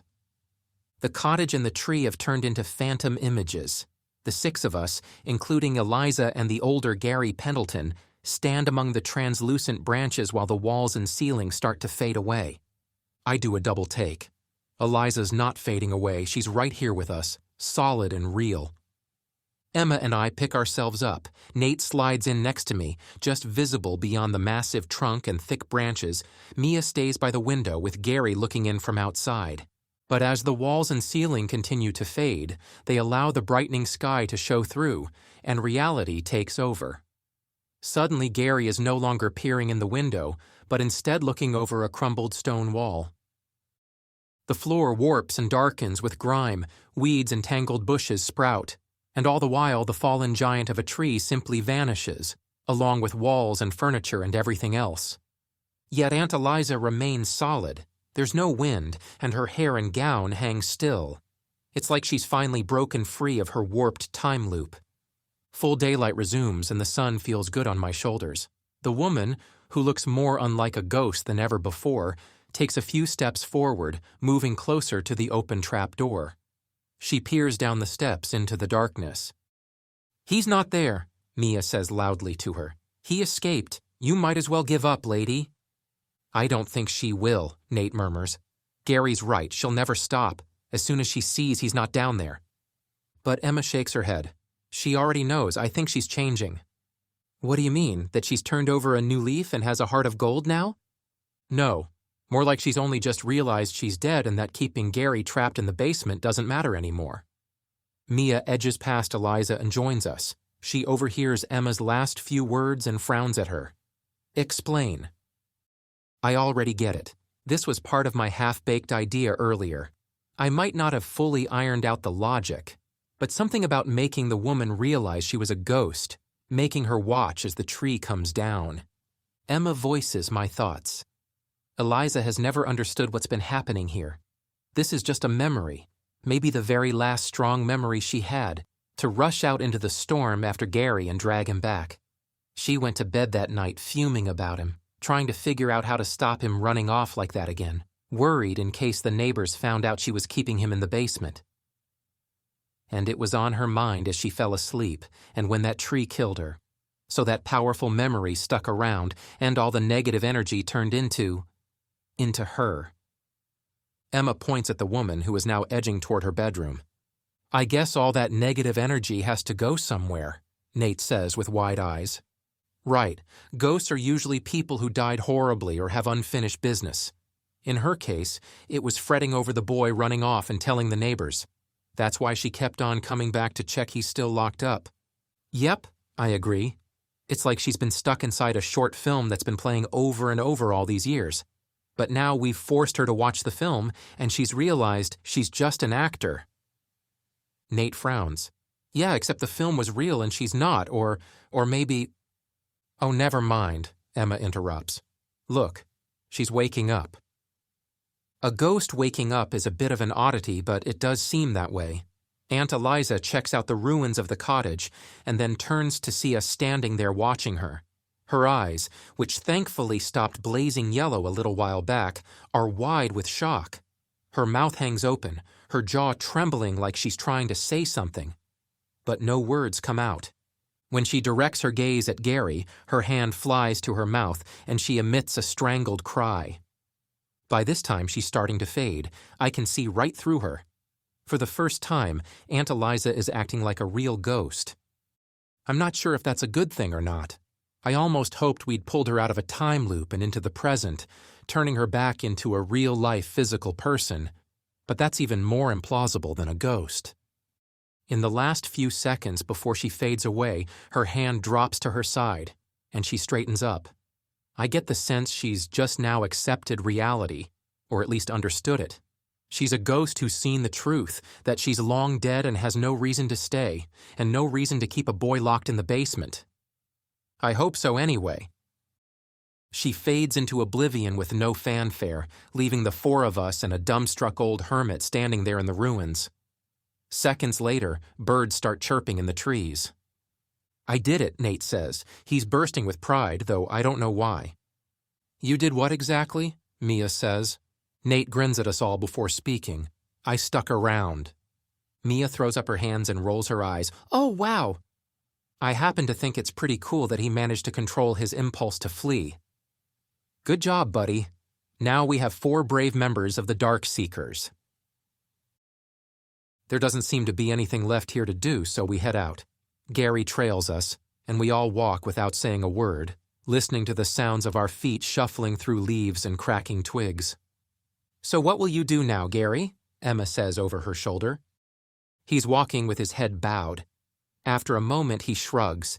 No reason to guard these woods no more. So you'll leave? Where will you go? Again, a pause. Then he sighs. Nowhere. This is my home now. Ain't nothing out there for me. Oh, but there is, Emma says. You can get help. Maybe a small job, get some money, a place to stay. Why? He interrupts. All I need is right here. Only difference is, now I don't need to run kids off. It seems like a sad existence to me, but there's no talking him out of it, at least not at the moment. Maybe he needs time to digest what's happened. Before we part, he stands there and looks off into the distance. Can you feel it? We all listen intently, scour the woods, try to feel what he's feeling. I'm not getting anything, I admit. He chuckles. That's 'cause you ain't spent much time here, but I feel it. Direwood is different now. The heaviness is gone. A dark cloud has lifted. The woods aren't so dire anymore, Mia says. Gary laughs softly again. No, they ain't. It's nice to see his mood so much lighter. He looks us up and down as if to really see us for the first time. What about you kids? What did you all come here for anyway? Do you make a habit of hunting ghosts? I draw myself up. Well, actually, yes, we're Darkseekers. I enjoy his blank look for a moment before continuing. We're Darkhill truth seekers. Everyone in this town knows there are hauntings and other paranormal activity, but nobody wants to report it, so that's what we're doing. We're gathering evidence so we can let the world know about this place. Why? He asks simply. My resolve crumbles slightly. Well, because it's important. Why? There's no arguing with a man who spent his life under the shadow of a ghost. It just is. We have evidence on film. We actually filmed your Aunt Eliza, and the world is going to be amazed when they see this and hear our story. A stunning idea pops into my head. Hey, you could be a part of that. We'll sell our story and they'll pay you for an interview, and you'll be rich and then you can… But Gary laughs again, and this time not in a good way. You're dreaming, kid. Nobody's going to pay me to tell a story. They didn't back when I was rescued from that basement neither. I just ended up in foster care. My mom was dead, my aunt was dead, the cottage was destroyed, and there was no story left to tell, except for an annoying kid with nowhere to go. Nah, I'm staying right here, and I don't want nothing to do with no reporters, so stay away, all right? He walks off then, and we stand there a little gobsmacked. Still, my resolve is back at full power. We are going to tell this story, I say grimly. We're going to get our videos together, write our story, and go talk to some local newspapers. Right, Nate says with a nod. Darkhill is going to be famous. Mia grins. So are we, the Darkseekers. Emma has the final word. Who else is going to tell Darkhill scary stories but us? With that, we head home. Darkhill Scary Stories. If you like a good scare, collect all the other books in this spooky paranormal series. Each book is a standalone story and features the same 4 young investigators as they try to get ghostly evidence on film. Ben, Emma, Nate, and Mia are on a mission, and as long as there are bumps in the night, this series will continue to grow. Go to darkhillbooks.com for all the latest information about the series and upcoming cases.